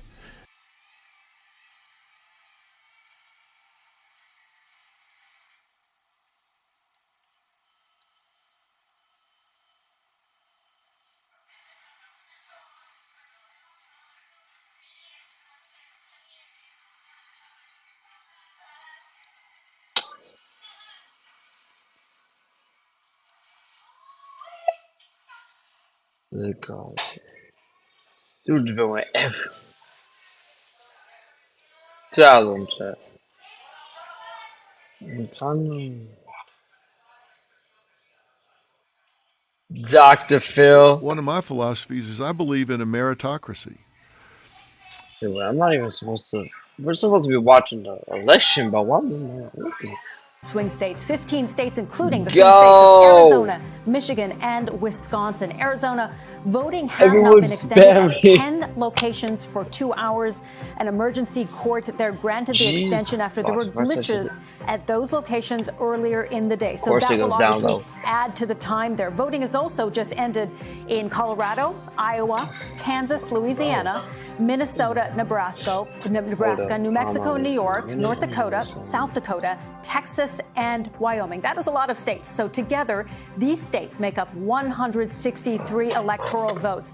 Again, a presidential candidate needs 270 votes to win the White House. But as we said, some key swing states closing this hour, Michigan, Wisconsin, they are part of that blue wall that we keep talking about, that Joe Biden was able to win in 2020. They were essential to his path to 270, and they are ones that Democrats are hoping very much to hold on to. We've seen Republicans feeling confident about their chances of taking back maybe one, maybe two of those Rust Belt blue wall states. And then, of course, there is Arizona as well. This is a Sun Belt state that we saw Joe Biden just eke out a win in 2020, just a little over 11,000 votes there that he won that state by. And that was in 2020. But in this race, we can now bring you a projection. Texas projected for Donald Trump with its 40 electoral votes. Again, Texas projected for Donald Trump. You can see 40 electoral votes. That's a huge piece of the puzzle for Donald Trump. Was expected to go his way, but still important as we're seeing those numbers go up. North Dakota now also projected for Donald Trump. 3 electoral votes. North Dakota, a staunchly Republican conservative state, one that Donald Trump and his team were banking on. But nonetheless, we're seeing the numbers go up for Donald Trump with those 3 electoral votes in Texas just before that, as we said. Now, South Dakota also projected to go for Donald Trump. 3 electoral votes there, just like North Dakota. This is another key moment of the night for the Trump campaign. They are banking on these votes coming in, including from Wyoming, another conservative, reliably Republican state projected for Donald Trump. Again, 3 electoral votes, all of this adding to his tallies on his side of the ledger. So let's see where that leaves us right now. Let's take a look at where the numbers lie. Okay, you see it's pretty lopsided at the moment. Donald Trump with 154, Kamala Harris with 27, and right in the middle of that 270 they need to win. Well, at this point, we've seen those reliably Republican states with huge chunks of electoral votes like Texas coming in. That's why you've seen Donald Trump's number go up so significantly there, while Kamala Harris's number is still smaller. Well, we're going to see some of the polls closing later on the West Coast, where some of those reliably Democrat states like California will bring in a bunch of electoral votes for her. So we're going to see that even out a little bit more as we get closer to that 270 number. Now, we mentioned the key Sun Belt swing state of Arizona. This, at this point, is too early to project. As we said, the polls have closed there, but we don't have enough information on that state yet. Colorado is also too early to project at this hour. It has 10 electoral votes. It's expected to go to the Democrats, but we can't project it just yet. Iowa, a Midwestern state, also too early to project, 6 electoral votes. There's been some chatter about Iowa, but at this point, too early to project. The state of Kansas, also too early to project at this hour, 6 electoral votes. Polls have just closed there. They're working on counting, so we don't have those results just yet. Louisiana in the South, 8 electoral votes expected to go for Donald Trump. Too early at this point to project. And then, as we mentioned, that key swing state of Michigan, 15 electoral votes, so important in that math game that both are playing. At this point, too early to project. Minnesota, where Governor Tim Walz is from, of course, too early to project, 10 electoral votes there. Nebraska, usually a reliably Republican state, 5 electoral votes, too early. We're still seeing some vote counting there. New Mexico, also too early at this hour, 5 electoral votes. We're expecting vote counting to continue. We'll get some results. New York, a blue state, 28 electoral votes expected to go to Kamala Harris. Too early at this point. Then again, that Rust Belt state, Wisconsin, the Badger state, so critical for the Democrats' path in particular.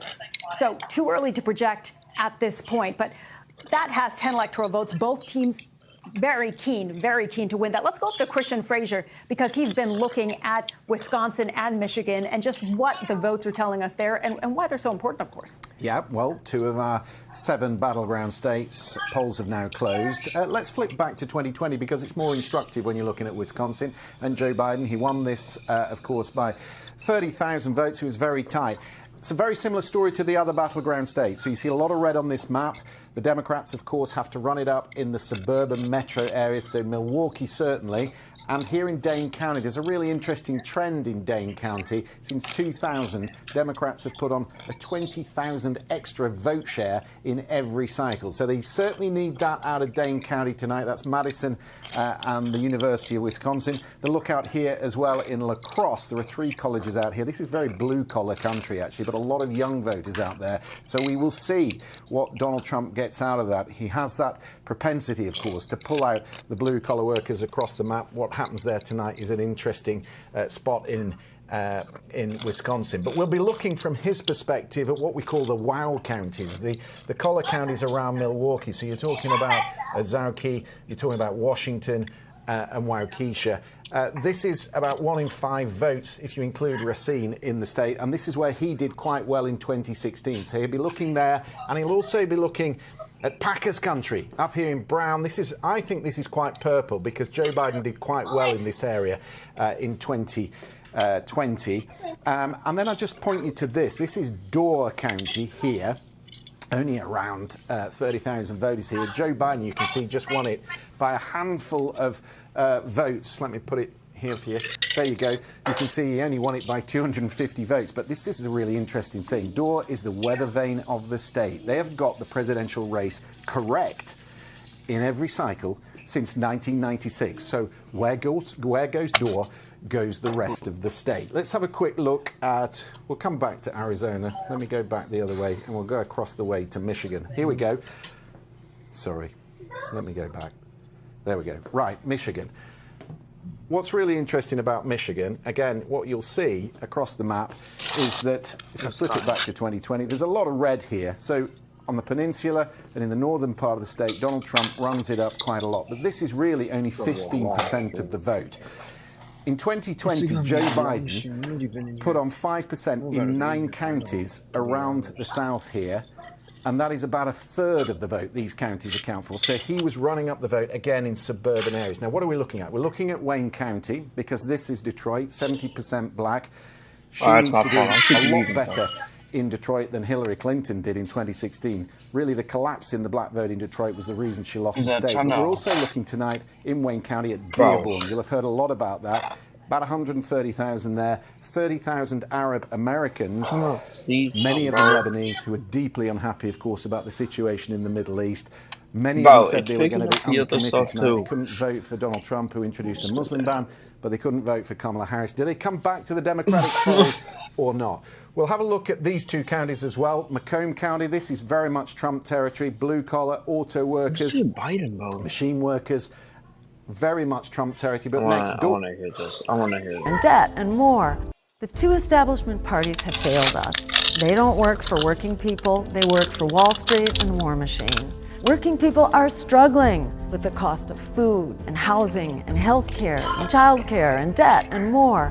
But instead of helping you, the political elites are spending trillions on endless wars and trying to block you from having a real choice on the ballot.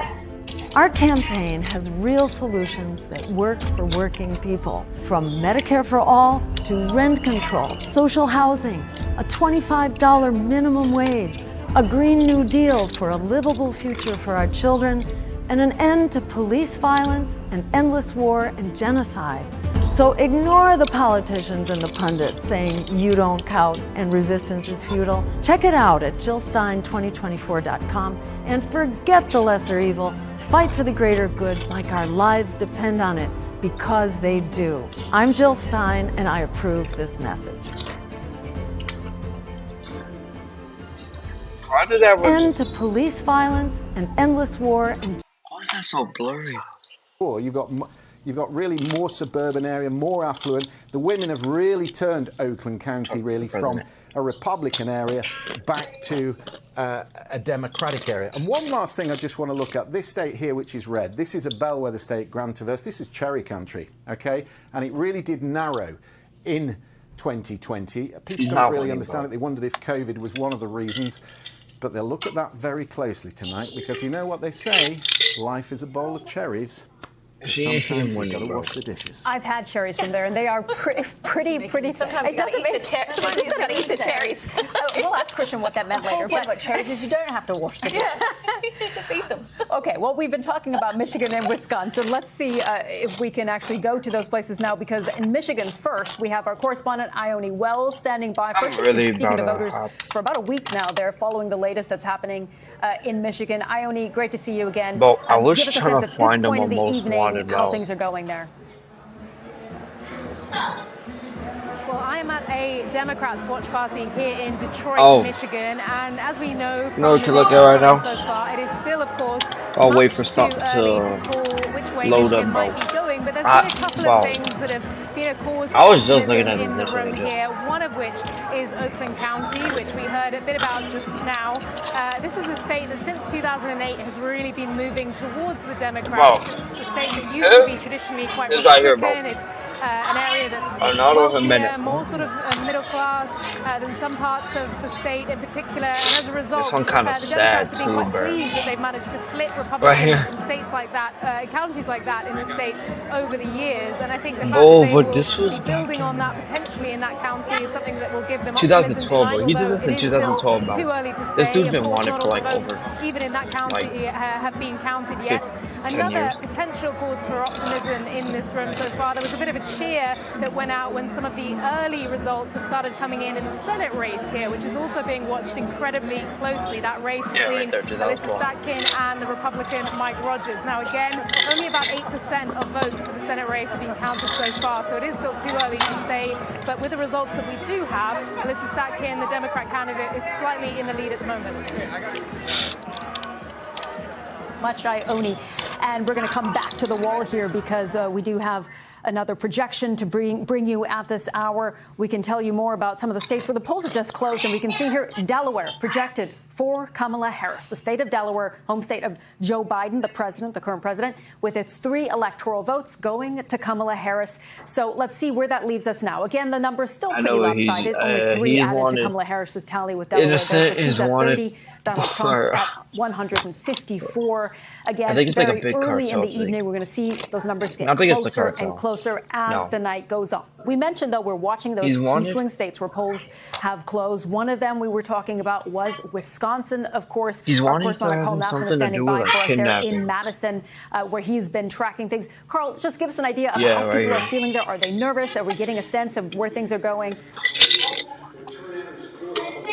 Well, the polls have just closed here a matter of moments ago in Wisconsin. What we're hearing is that anybody that's still in line past 8 o'clock local time when those polls did close can go ahead and stay in line and they can cast their vote. So we are kind of settling in here for what we know is going to be a long night in the state of Wisconsin in terms of when we're going to get some final results here. We're with the Senator Tammy Baldwin, the Democratic senator, with her campaign at her watch party. And this is where there is also a very tight race, not just for the presidency, of course, but for control of the Senate.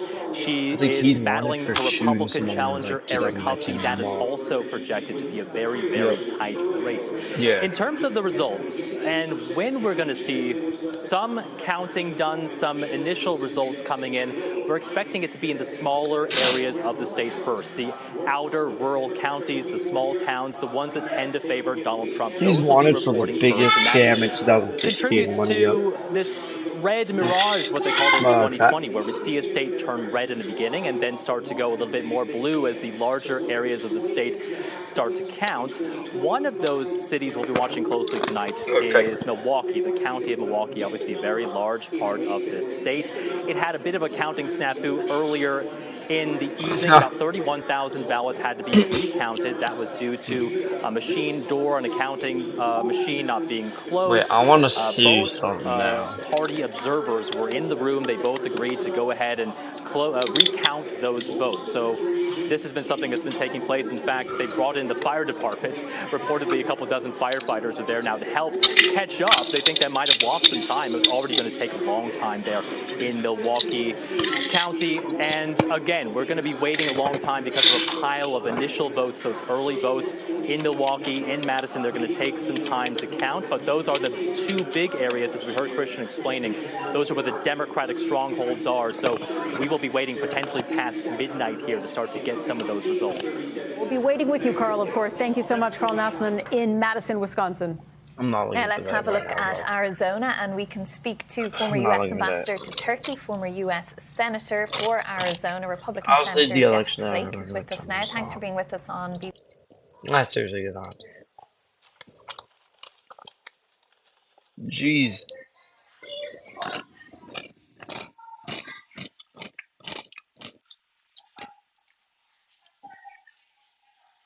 I can't even say what this dude wanted for, bro. I'm gonna highlight it, but I'm not gonna say it though, because that's kind of sad, bro. This one's kind of sad.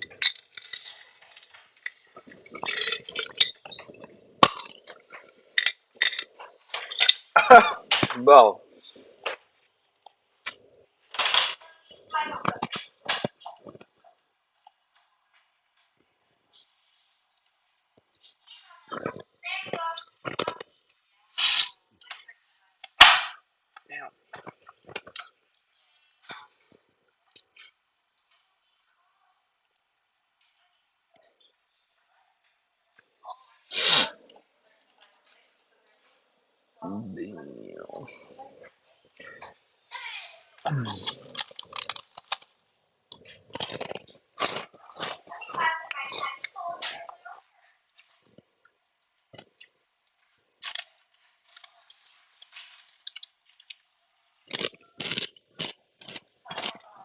I think he's wanted for being into that gang. I think it was gang. Yep. Bro, there was the.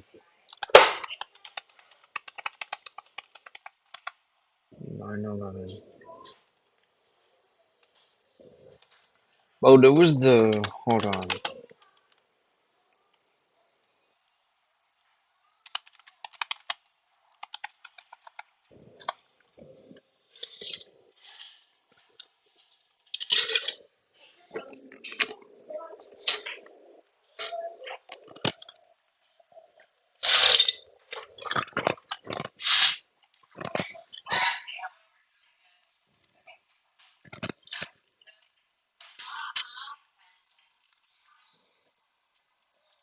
Sama.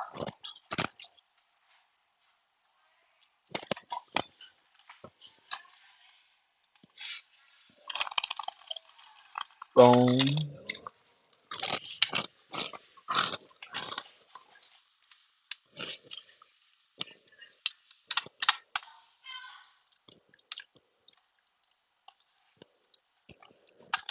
Bin Laden. No. Want to.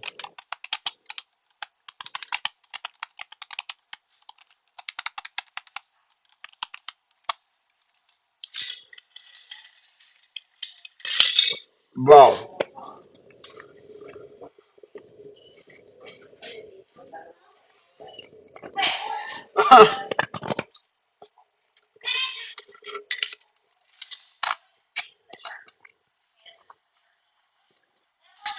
Wait, Mohammed? What?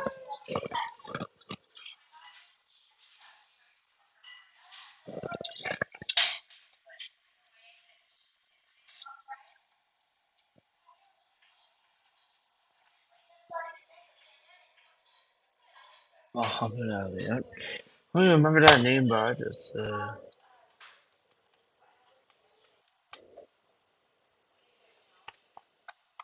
Of course, all these terrorists are Indian, bro. Like, what?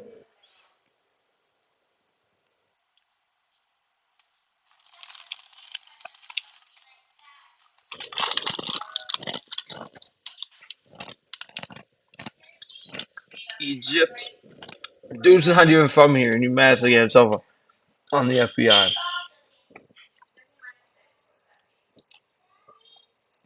Let's do white collar crime.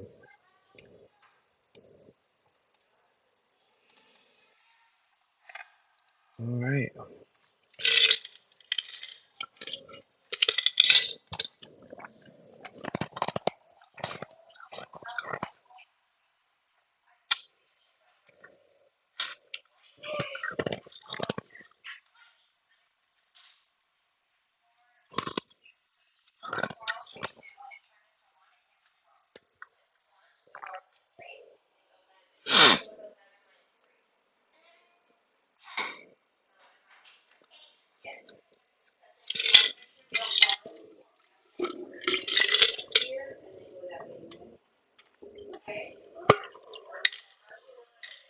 No, bruh.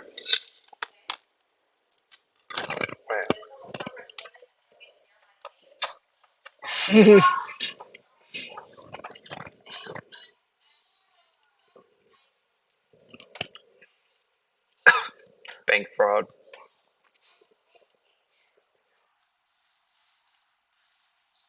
Cybercrime.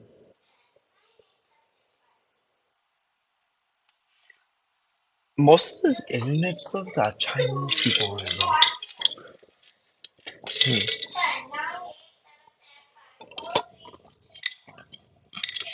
Oh.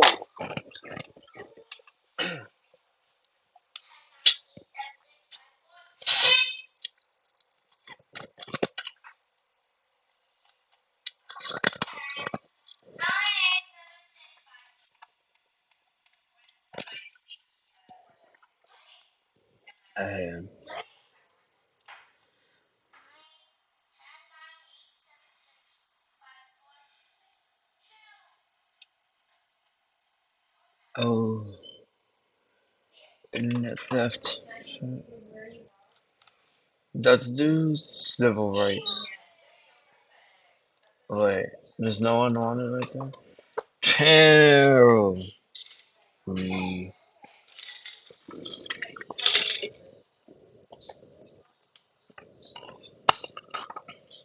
Go!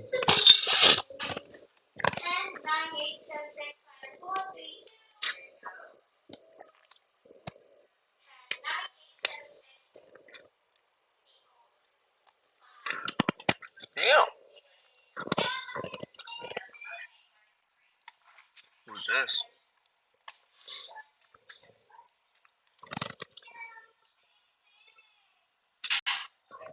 Yo.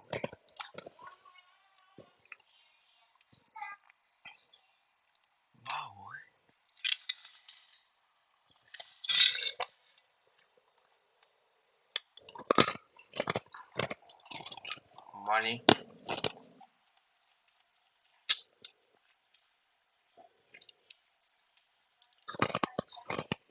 White collar crime. Well, what? Does that look like Joe Biden? Yo.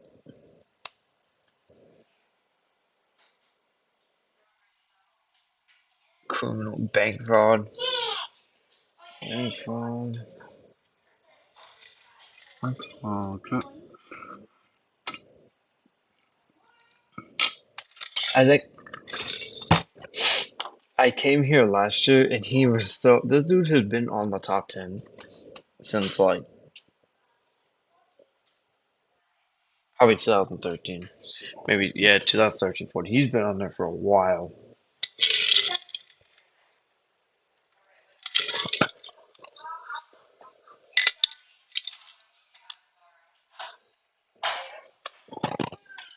He's been on there for a minute, you know.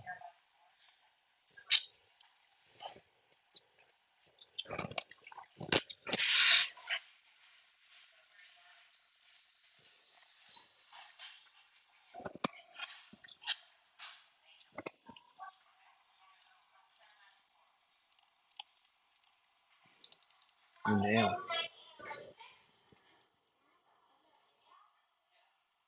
Oh, damn. Yeah.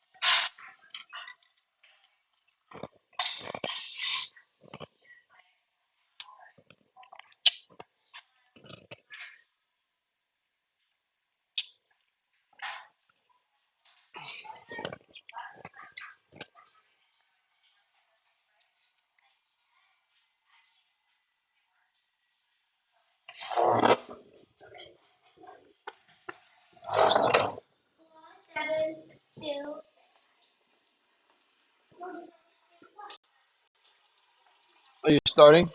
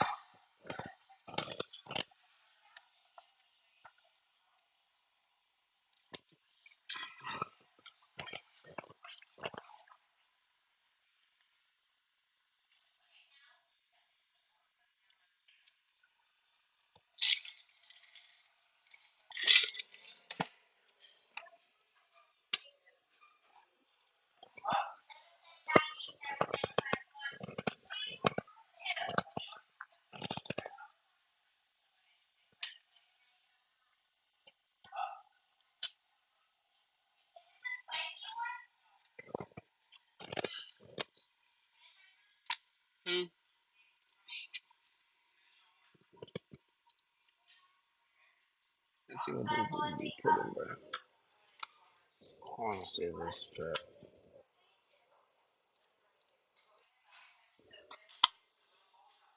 It says.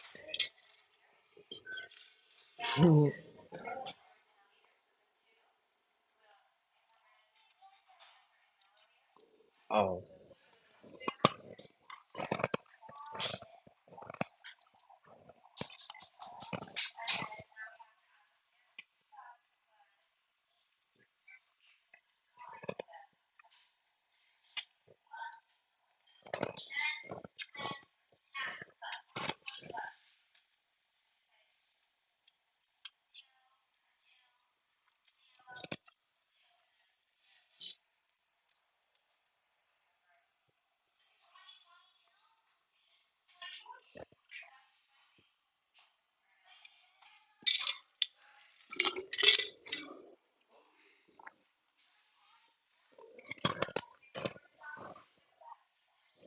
Alright.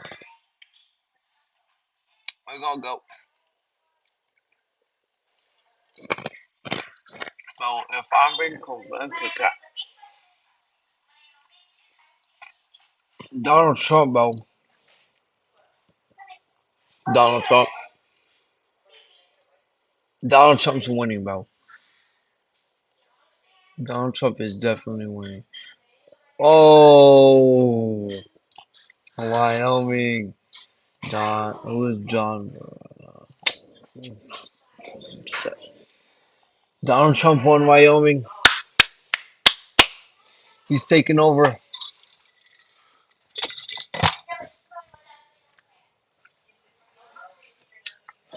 He's taking over.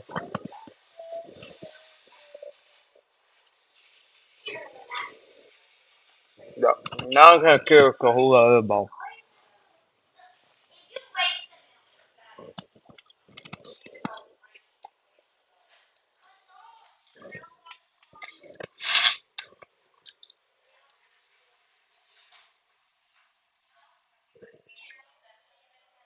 Okay.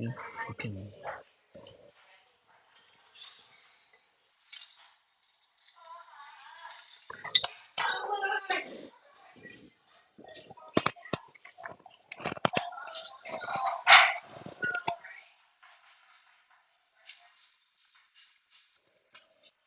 Yeah.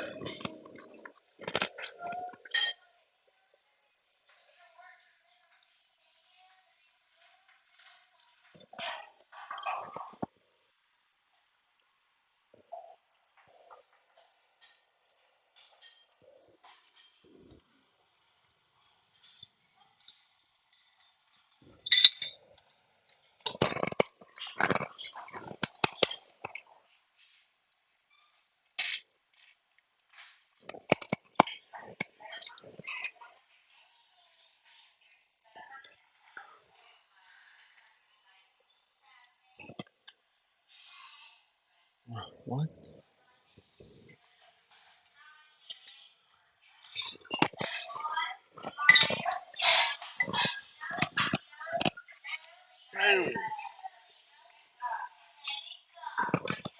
Doctor chat. No. She's a real G-Bo. Oh, damn.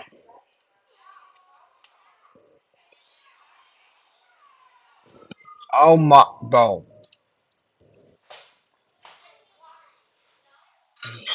Chat. Bro. I see you.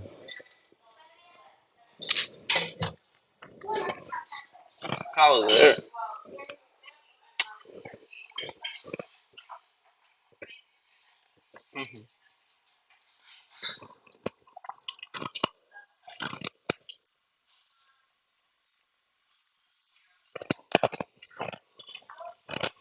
Oh, we kind of bored, bro. We kind of bored, bro.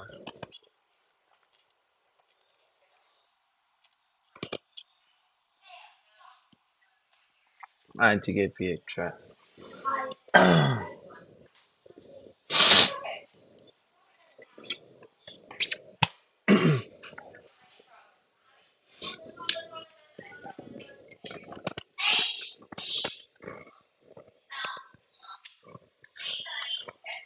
Oh,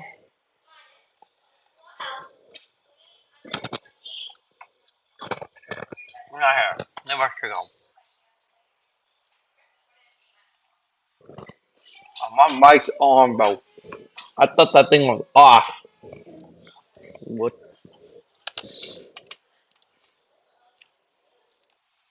Parental kid. Bro, what? What is this?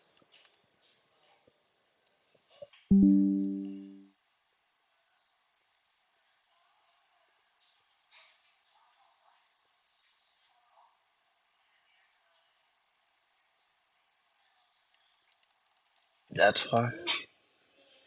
Dude just looked at his kids, bro. That he just looked at his kid. Who is that? Is that him in 2014? Let me check this. We have like an hour to go, maybe. Check.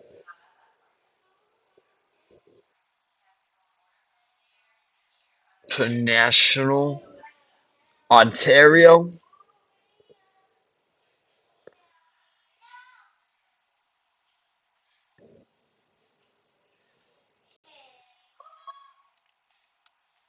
Dude, wait, when did that happen?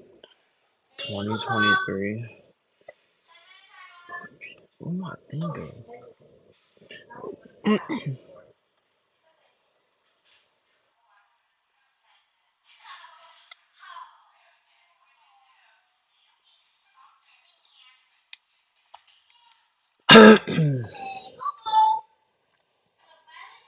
Taking information.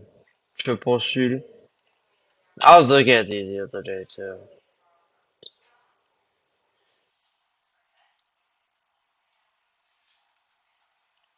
Who was doing that early in the morning, bro? That ain't giving us no info, bro.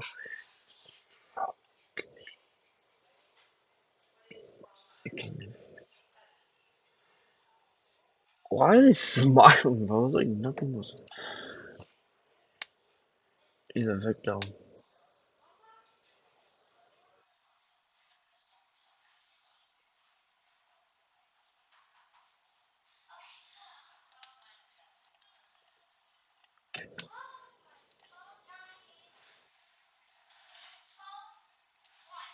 Unknown suspect.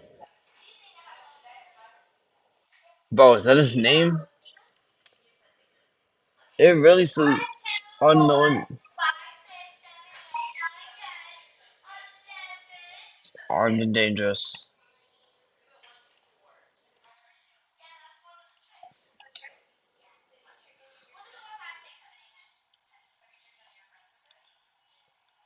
No, I was wondering why she was on here, but apparently I think she died. Yeah, she was shot inside of a vehicle.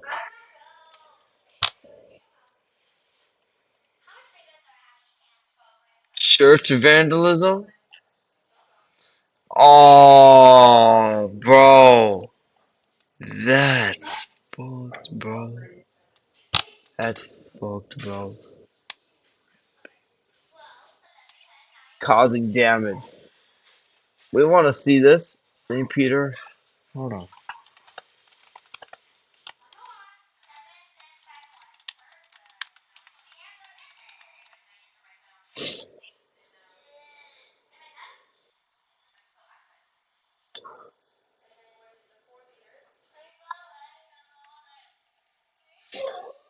The hate crime.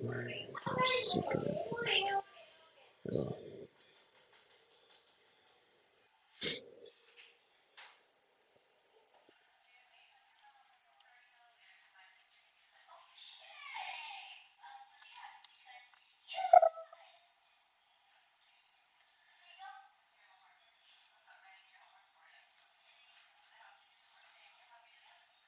2021?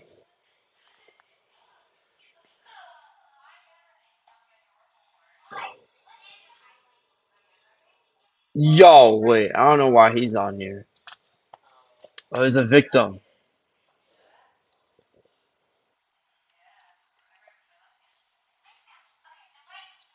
Rest in peace. No. Bro, who did that? What? Bro.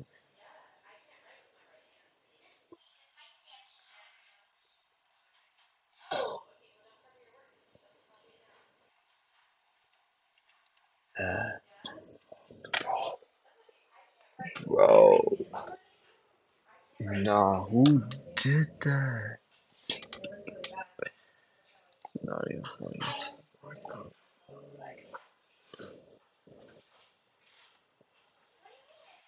I just need to hate crime assault. Second time, bro. Dalton. Bro, what? Another church bombing.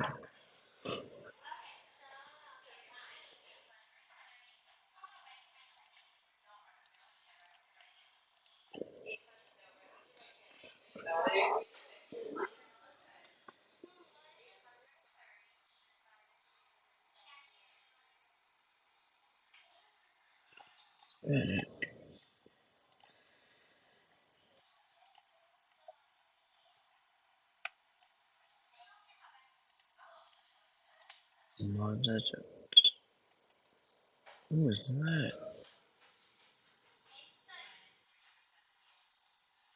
John Monroe. I suppose Diddy doesn't have one of these, bro. Like, dude, Drees armored truck robbery.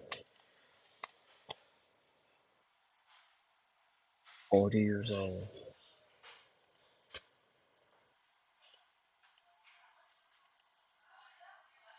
An armored truck driver is robbed at gunpoint. Give me a minute, I need to hold on.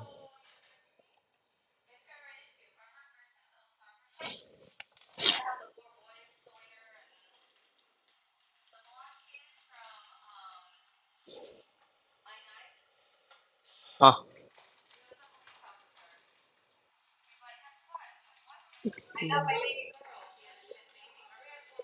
Yeah. Yeah.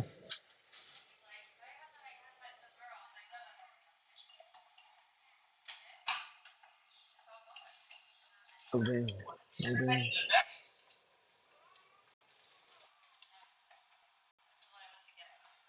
That's it.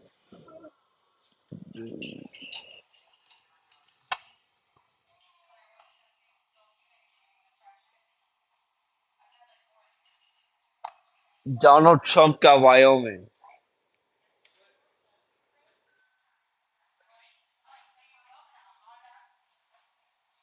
Harris has been stuck at 99 for like the past hour.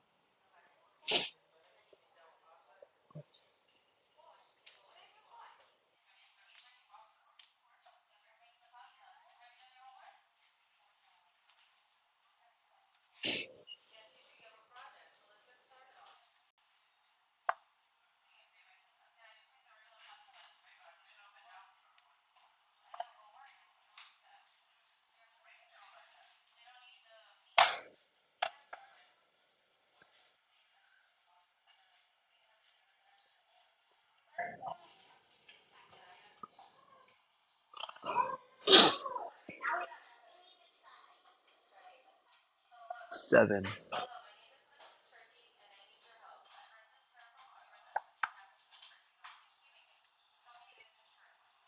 you guys have to do a Thanksgiving project? They have to do a Thanksgiving project? No, they do?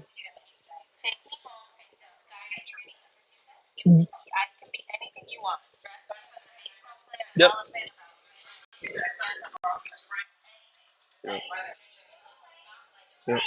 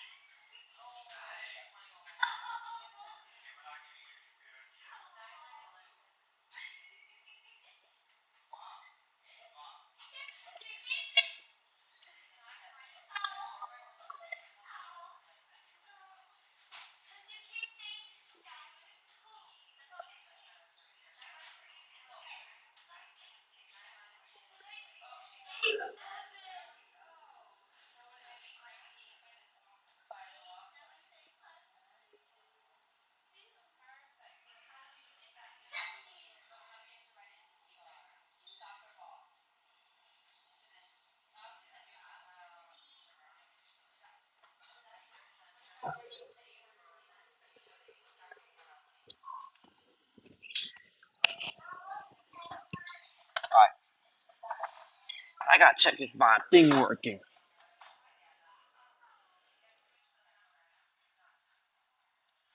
Alright, wait, there you go.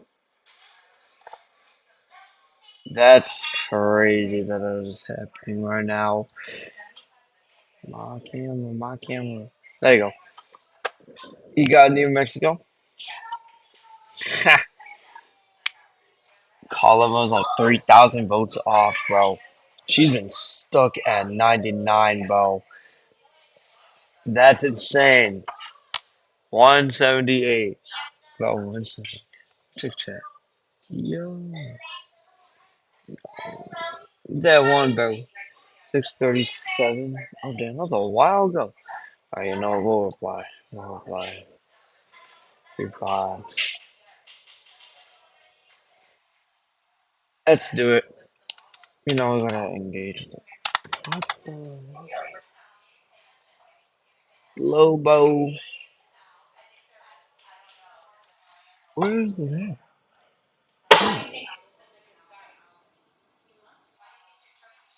Bro, okay, I can't put that in chat. I can't put that in chat. Alright then. There you go. I couldn't find the waving thing. I was trying, but like, you know, I could never find it all that. Why are they stuck there, bro? 99. Bro, Harris is not winning, bro. Trump is like 100 over her, bro. Like, dude had, look, he's got Illinois. Show all states, bro.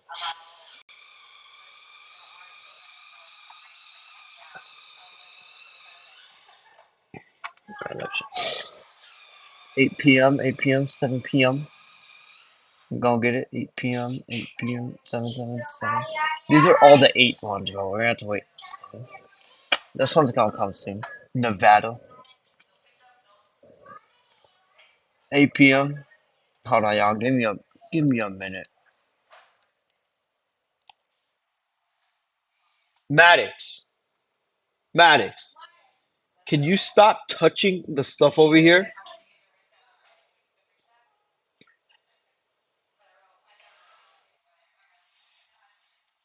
Oh my god. We gonna we gonna be on here for another hour, bro. 188. He's gonna get New Mexico, bro. Colin Harris is taking Colorado. Harris is not winning, but I don't know why people are like so. All right, we're gonna just keep looking at seeking information.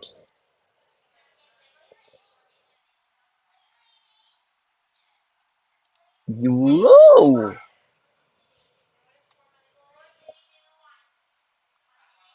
Unlawful entry into the section of property. 2021.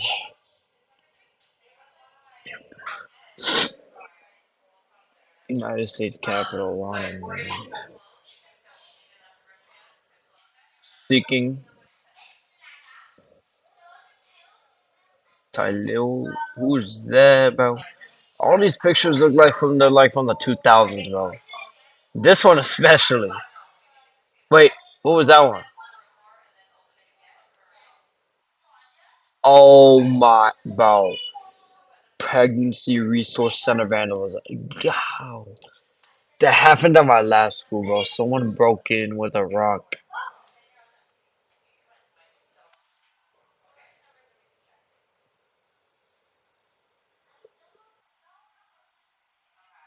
Bro, who would do that? This is all like 2, 3 years ago. Let's refresh. This shit's going up. Fucking damn, bro. Stop going up.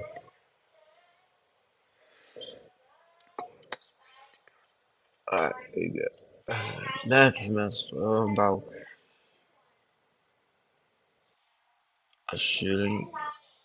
2 things happened to this place, bro. Energy facility. The energy facility. Let's see the vandalism. Damn, bro. What? Bro, that's like Roderick, but like gay, bro. Like Roderick, gay version, bro.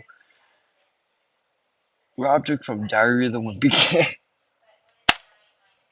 Why does he look so gay, bro? Oh,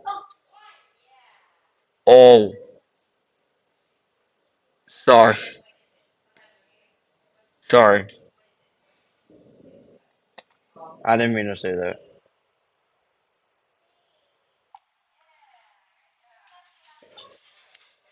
I don't disrespect transgender people like that. I'm not against it or anything. I mean, to hate homicide.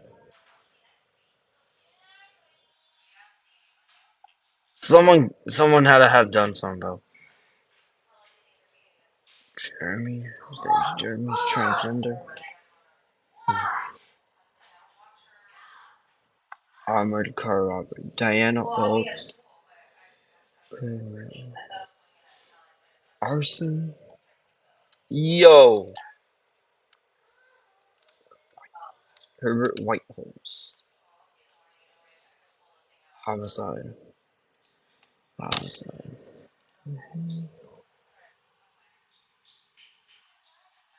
Nakira Simmons. Oh, she died. Oh man. Let me check. Nope, she died. Oh my god. What the hell? Who reported this?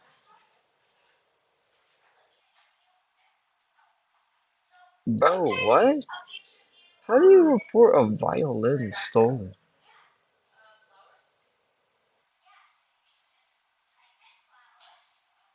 How would you even? Bro.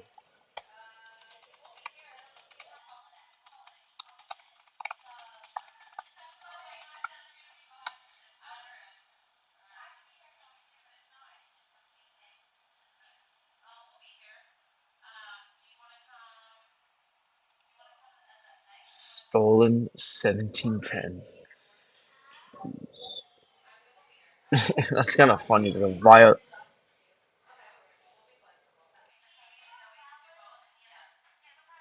There's no way. Oh, they're homicide. Bro, why do I keep thinking these people be doing something, bro? I think I know he's done something. Hold on. Hold on.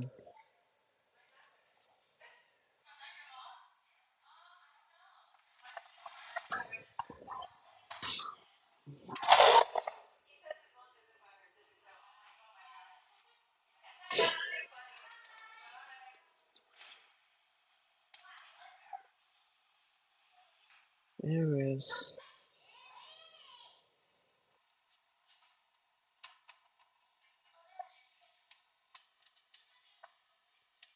There is.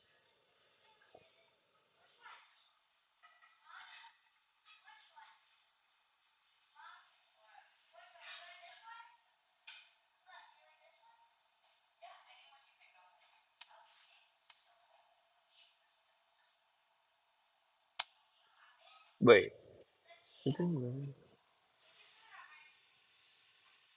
Isn't that picking up my audio, is it? Isn't that maybe not?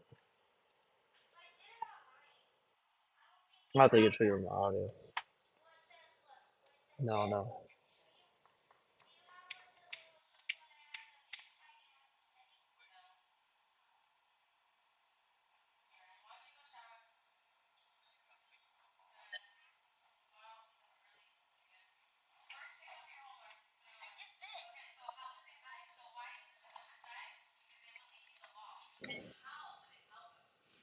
But what?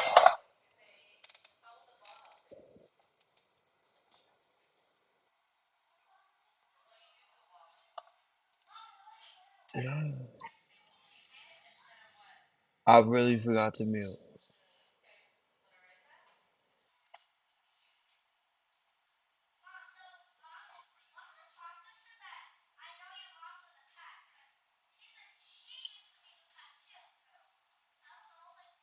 Bro. What?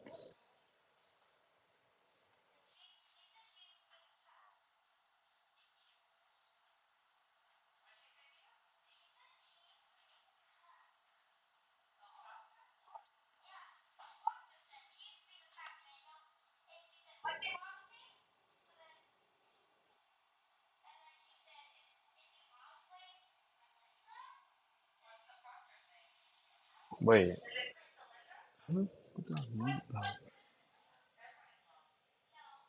Oh.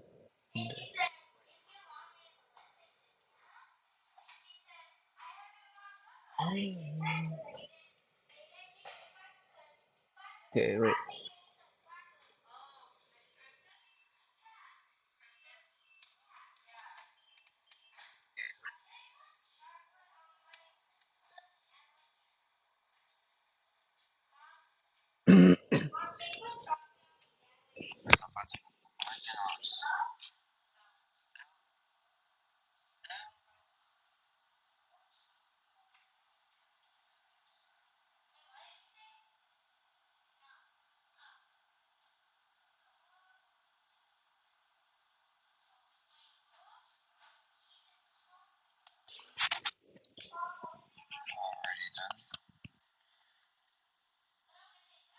Since I forgot to mute my mic the entire time, might as well. Alright.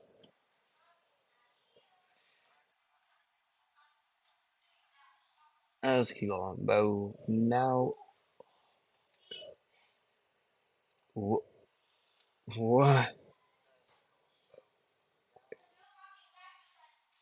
Murder victim. 1999.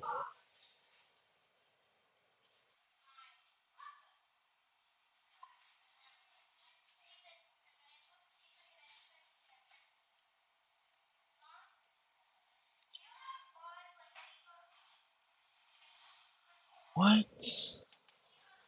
Oh, what? What? Audio input capture.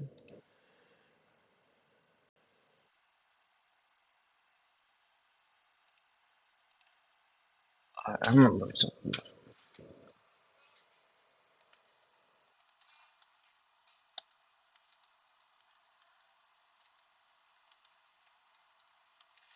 I had it wrong the whole time, bro. Oh my god.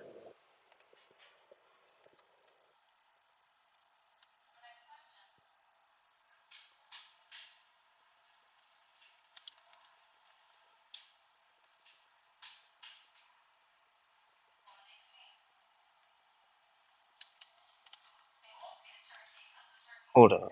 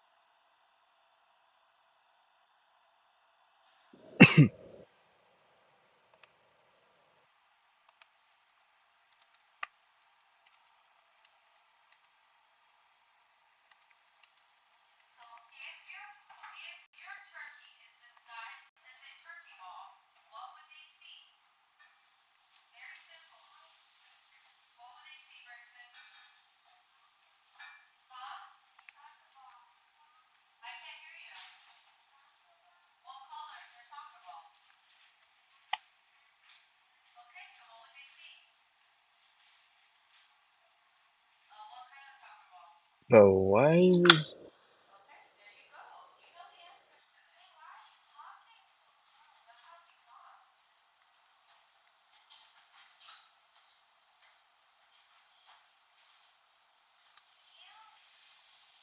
Why can I not mute the mic in the aux, bro?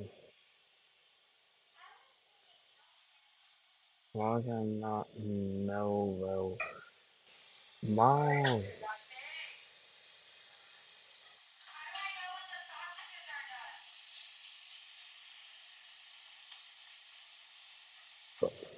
Hold on.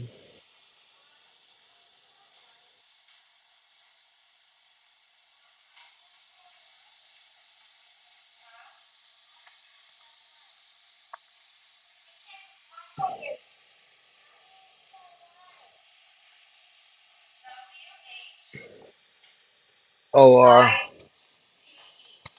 It's coming in. 98.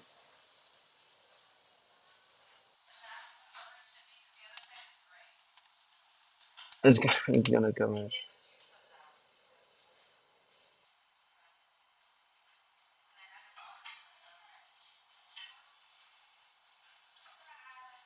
Donald Trump has all of those.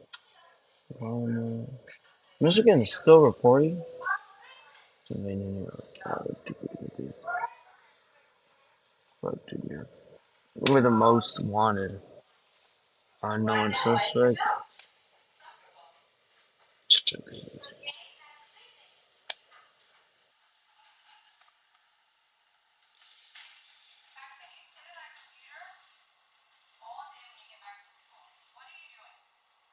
Just looking at stuff.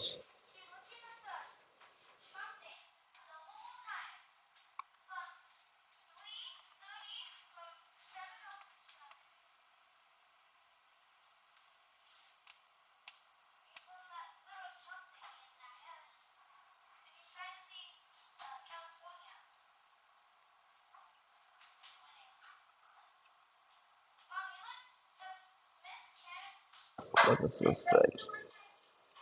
Hmm.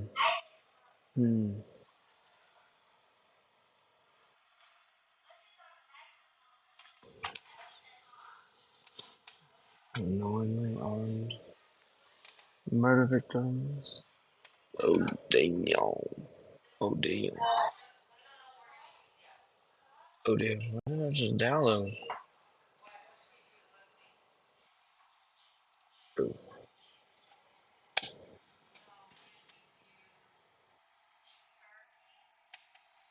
This got to say.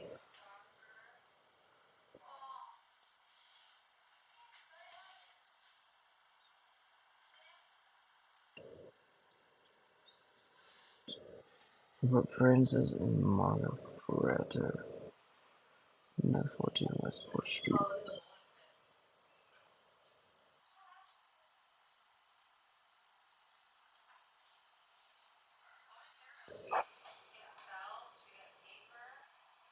Murder victims.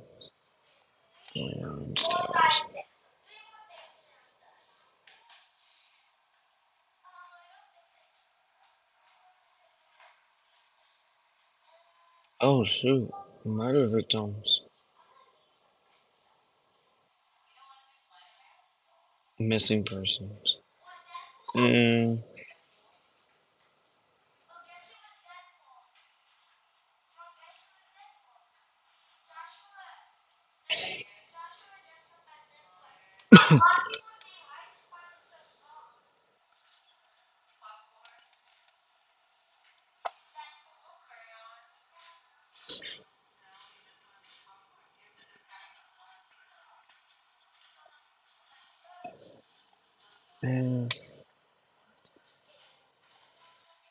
Ontario.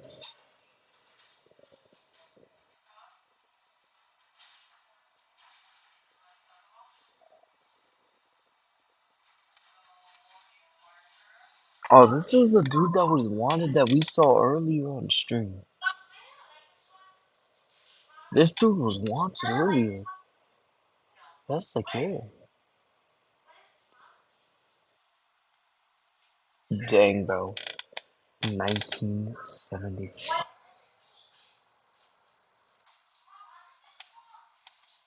Boom, bro.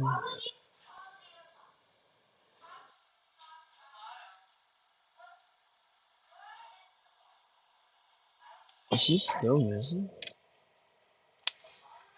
I think. I don't know, bro.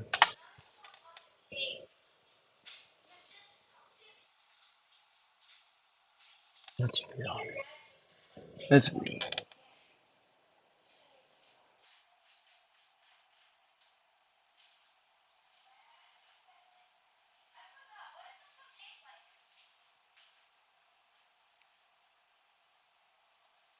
What? Catherine Barbara Davis.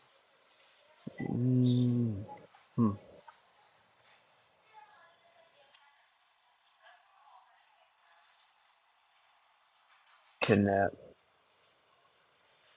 He got kidnapped. 2002.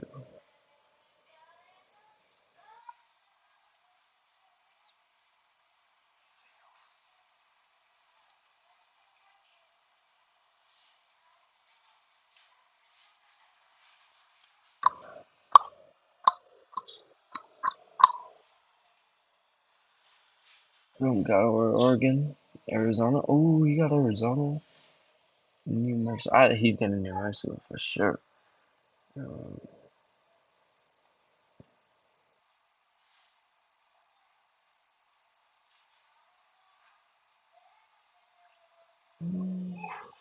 Who is that? June 21st, 2020.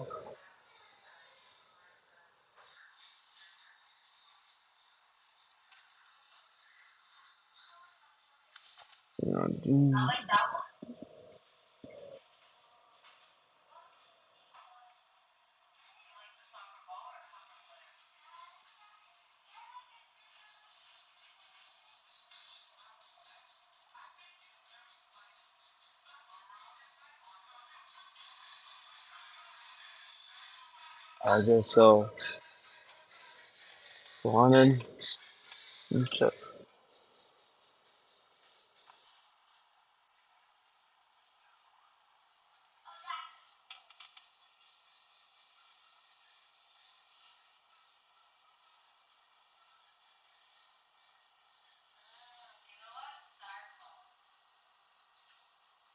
Hold on. My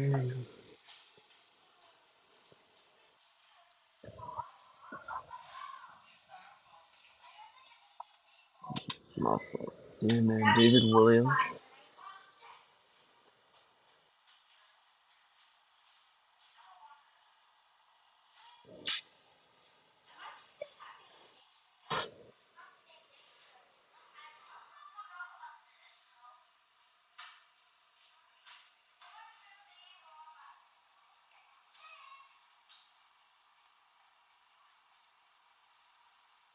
Uh, 113. It's pretty good. Steven Anderson.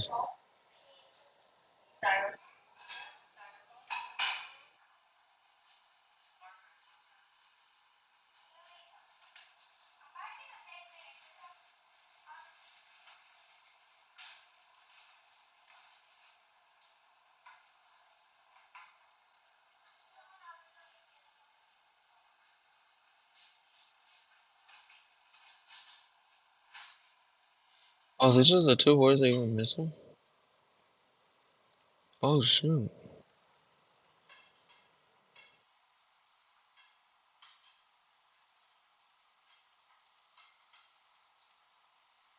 Oh, these are the two that were missing?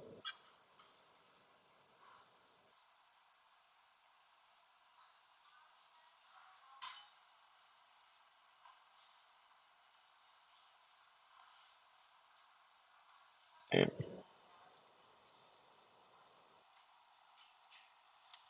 Yo.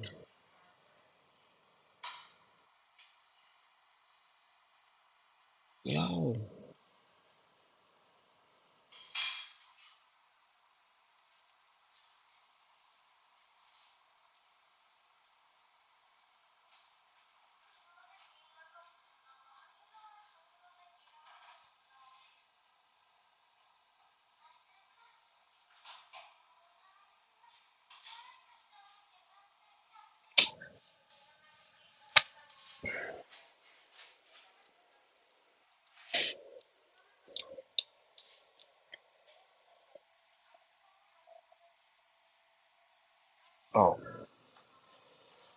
Bro, come on, Trump. Also, Harris finally decides to leave her 99% mark.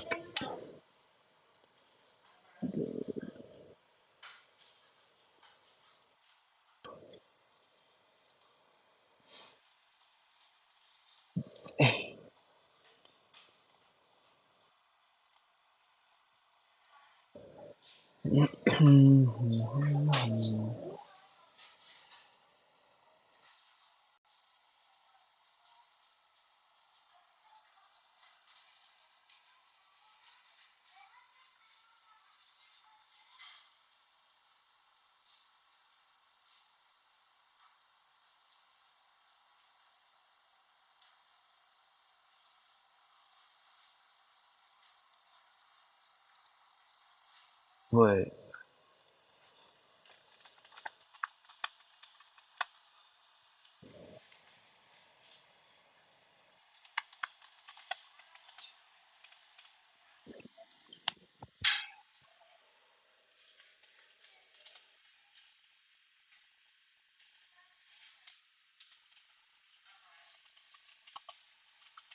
I'm gonna try to find this John Allen. John Allen.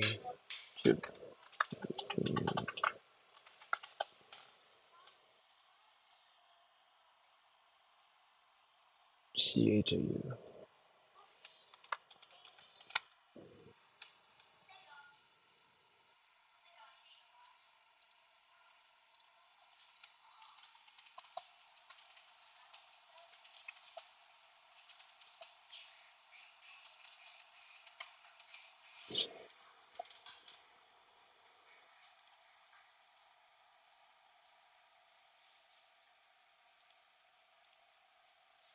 Just in there.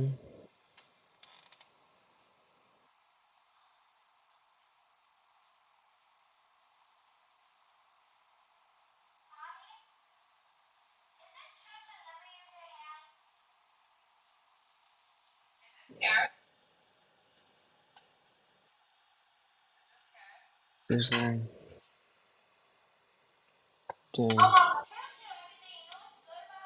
Like Kentucky. I don't. It's gotta be under secret information.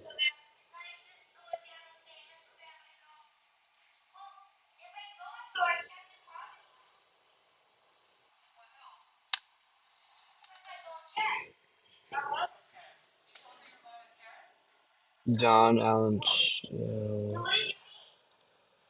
I guess not. Patrick Scott. Whoa, who is that?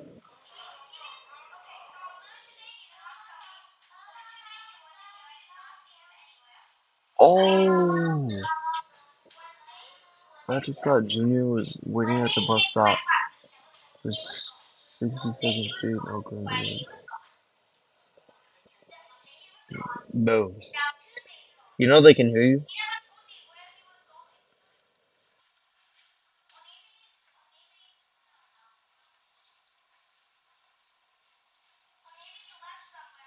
Patrick Scott.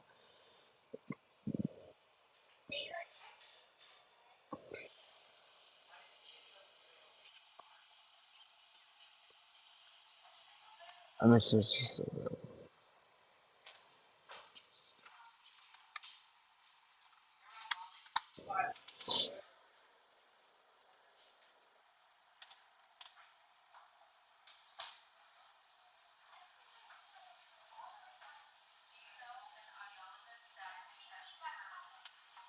You could take the computer, bro.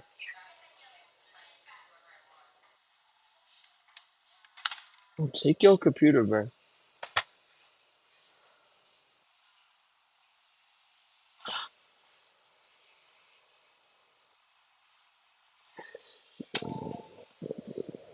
You look like a child.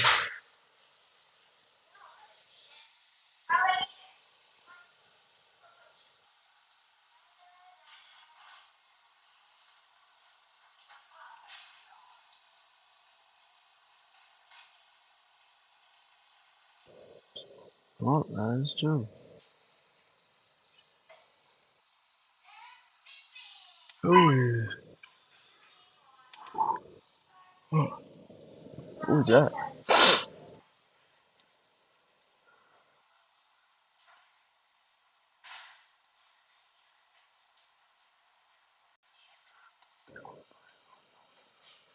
Alright, Cali boys.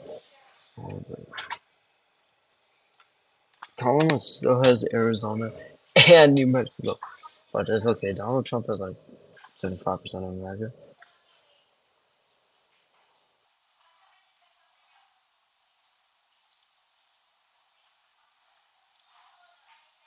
That sounds so serious, bro. My murder victim, 1984. Check. 1984. Federal, the FBI, the Virginia State Police.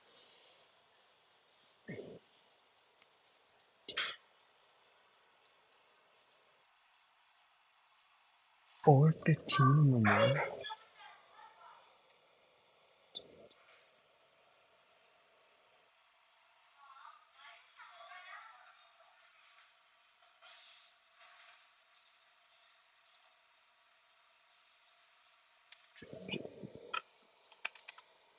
I don't think there's anyone trying to find him right now.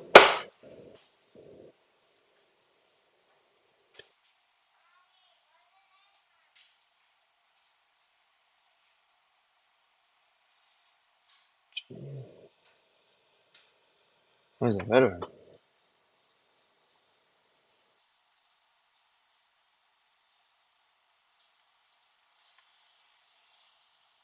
It kind of be crazy if someone just, like, after so long, someone just reported this one.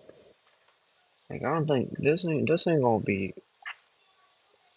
no one's gonna do that.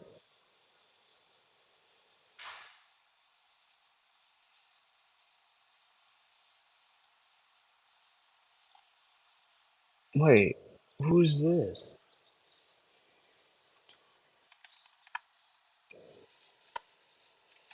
Who is this?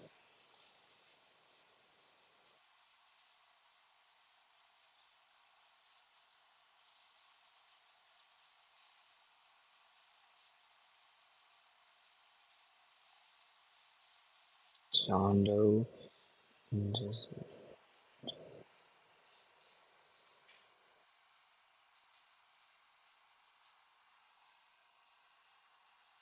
1898 to 2006.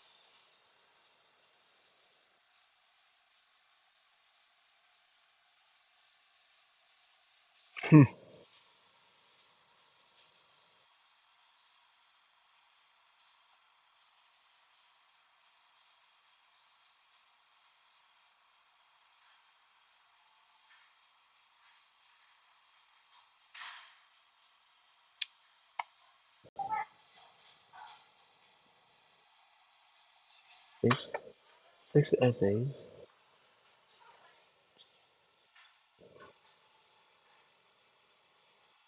Who's this? Homicide victim.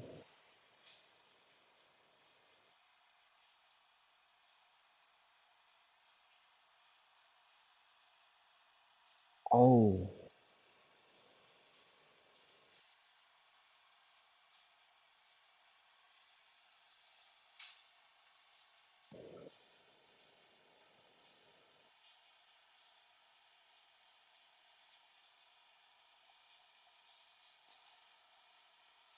this is Tyrone.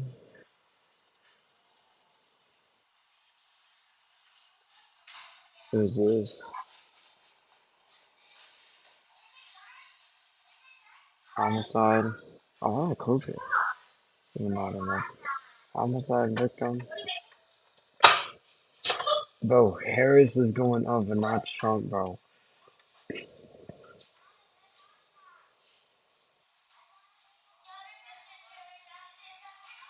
I'm gonna wait until this whole like thing gets filled. It should be filled in about like 40 minutes.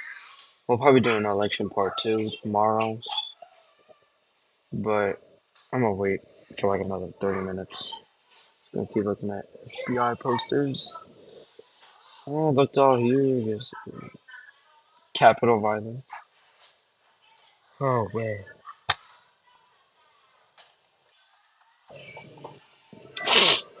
10 most wanted. What does he fall under?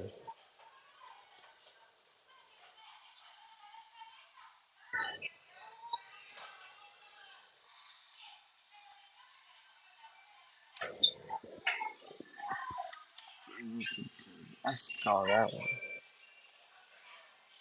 No, let's go YouTube browsing, bro.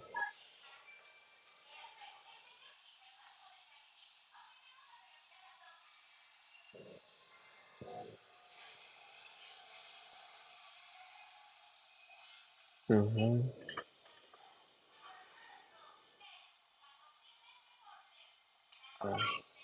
Sure. Happy to do that. Thank you so much. We are America, second to none, and we own the finish line. Don't forget it. What God has he bless got? you all, and may God protect our If troops. not himself, Come on. then he has. Hey, Mr. President. Yeah. If I give you this camera, can you take some photos? We'll get it back and make a video with it. I'm gonna like that Sure. one right there. Happy to do that. Thank you so much. We are America, second to none, and we own the finish line. Alright, there you go. Take some photos. We'll get it back and make a video with it. Sure. Happy to do that. Thank you so much. We are America, second to none, and we.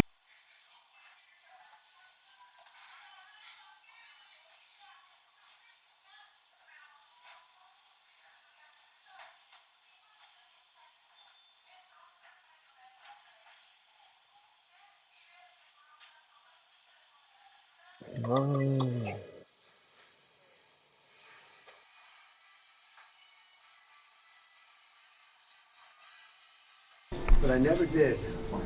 I'm running against somebody that said she did, but it turned out to be a totally phony story. So if you don't mind, I want to work the French fry counter. Absolutely. Okay, how much are you paying me? How much are you paying? Hello, everybody. Indy is here. This is Indy. She has an apron for you. Good job. I think I should take off my jacket? I think so. The press wants to see this. Oh, you. He's a wealthy guy. He owns a lot of McDonald's. That's great. Thank you. Okay. I think it's good. You want to do it? Mr. Trump, what's your favorite thing to order at McDonald's? I like it all. I like every ounce of it, everything. But I do like the French fries where I'll be working. I listened to Kamala. She said it was so hot. It was so hot. It was such a tough job. But don't you have we heard been that doing part. it for many years with the French fries, right? We want to learn everything. We're going to see. I'm going to learn how to do it right now. Thank you. Welcome here.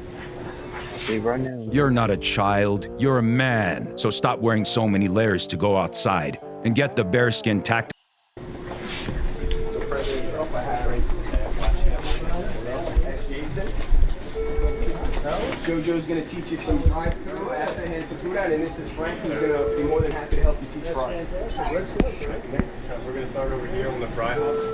I'm going to take the lead at first and show you the basics, and then I'll pass it over to you. All right? So first thing you do. Come on over. Thank you, sir. First thing we're going to do is we're going to grab a basket of fries. We're going to take the fryer. We're going to slowly and gently lower them in. Gently. So we don't burn ourselves. We're going to hit the fry timer. And then we got a lot of fries today, so we're going to cut another basket going. Grab the basket out. Lower it in. And then the timer. Now, within a couple seconds, the duty timer is going to go off. When that duty timer goes off, that basically means that the fries, we need to lift them out of the oil and shake them so that way they don't get stuck together. And then after that, we're going to put it back down. We're going to let that.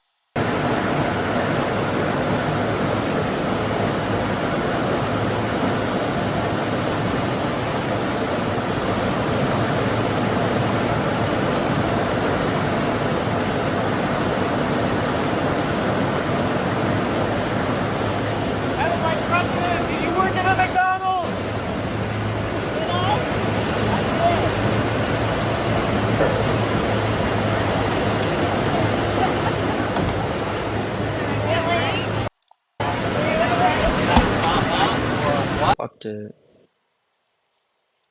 Your opponent almost every day seems to be talking about this. So I just want to ask you yes or no. At any point in your life, have you served 2 all beef patties, special sauce, lettuce, cheese, pickles, onions on a sesame seed bun, working at a McDonald's? Yes or no? That's it. I have. Okay. Now the other job. But it was not a small job. Like, I did the fries. I mean, yes. Okay, for a but small I did. period of time. But then let me ask about a big job. But to your point, if you don't mind, before you get to the big job, there's a part of the reason I even talk about having worked at McDonald's is because there are people who work at McDonald's in our country who are trying to raise a family. I worked there as a student. I was a kid who worked there trying to raise families and pay rent on that. And I think part of the difference between me and my opponent includes our perspective on the needs of the American people and what our responsibility then is to meet those needs.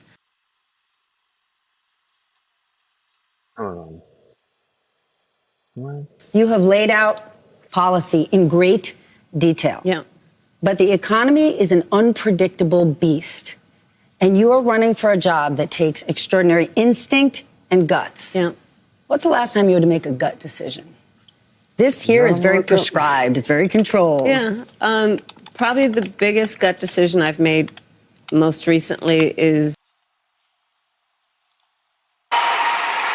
because ours is a fight for the future, and it is a fight for freedom.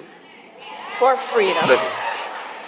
Like the fundamental freedom of a woman to make decisions about her own body and not have her government tell her what to do.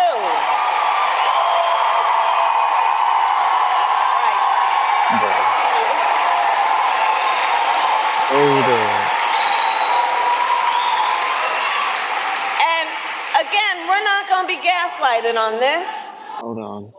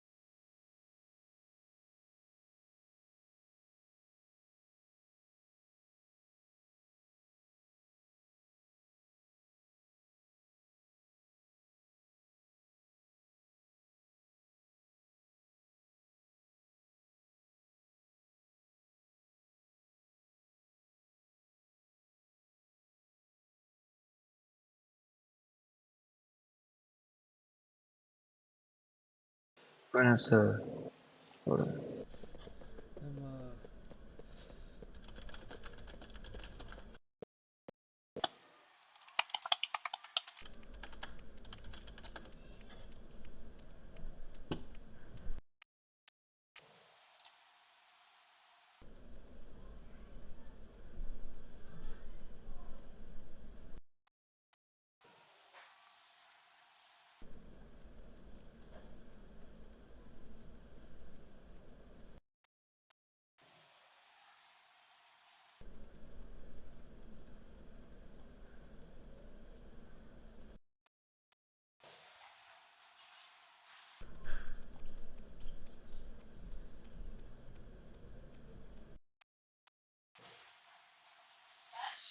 Is your brother's. That shirt is Alex's. Like, look how small it is, yes. You're stretching it out. Don't do that. Oh, he went up. Donald Trump is 210.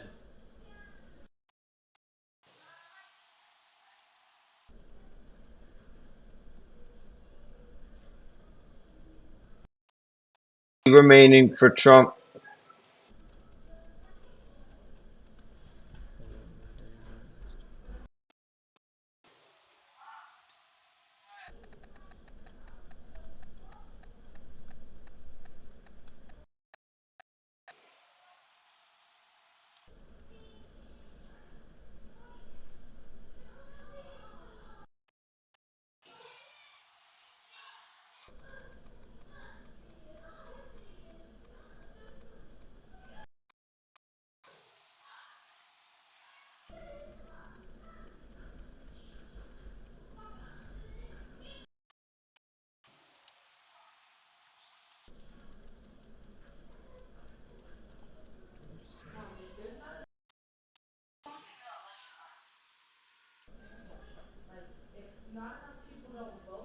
Yeah.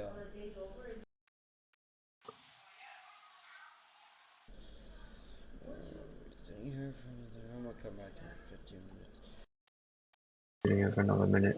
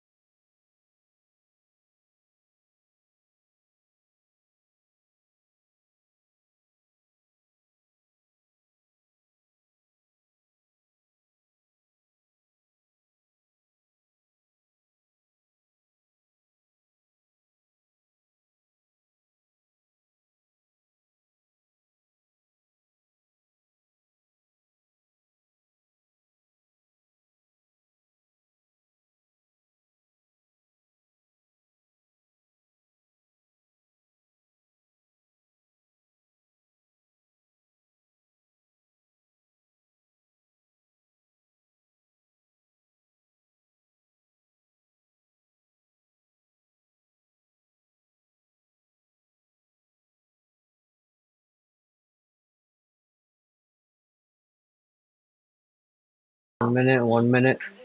7:59. 7:59. Come on, bro.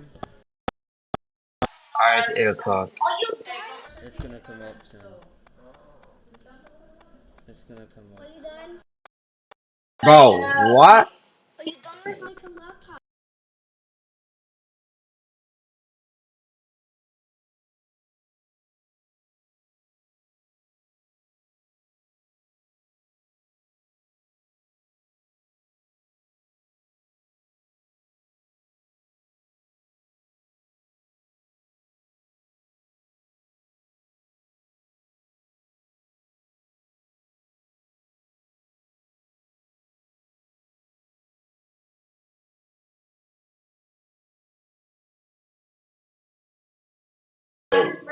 Dude, when we walked onto the street. Oh my god. Ready?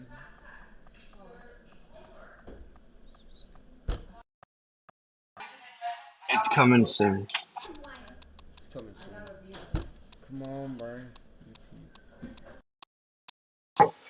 Bro, Colin was off like. 7 for Arizona, bro. Oh, bro, we've always been. Blue State, bro.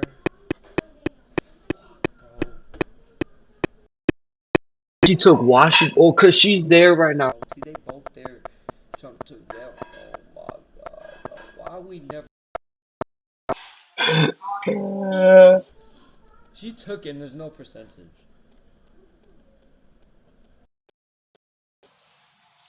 Where's the blue?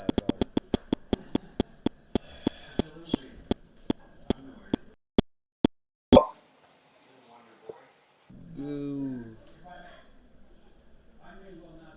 Bro, we've been here. Waited 4 hours just for California to. Blue, bro. We've always been blue, bro. I should have expected this. Why was I waiting here up here? Hold on. She went up in like a minute, bro. She got 60.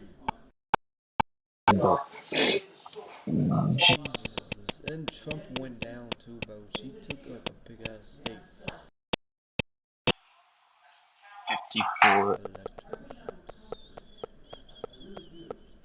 Bro. I think. Is Oregon a red state?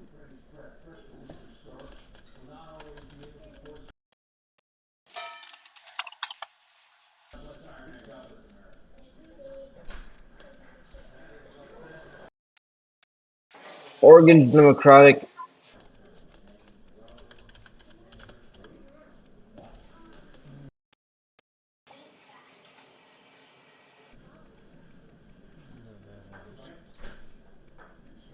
Yeah. We call them Harris.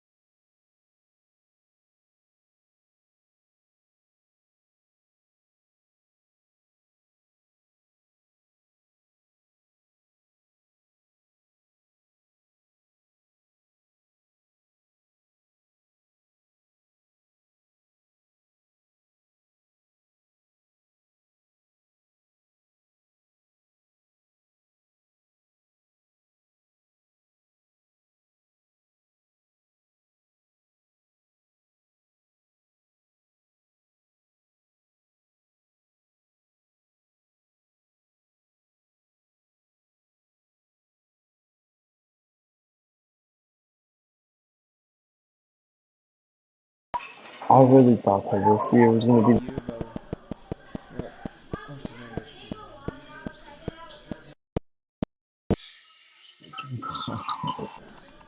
These hands, bro. How long have I been on here?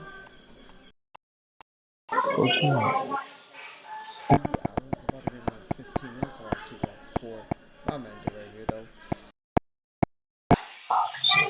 though. No, I'm not playing this game right now. What the?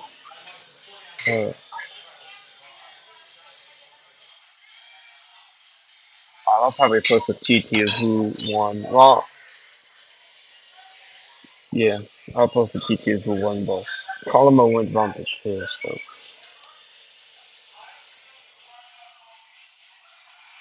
I'm ending this game, though. It's going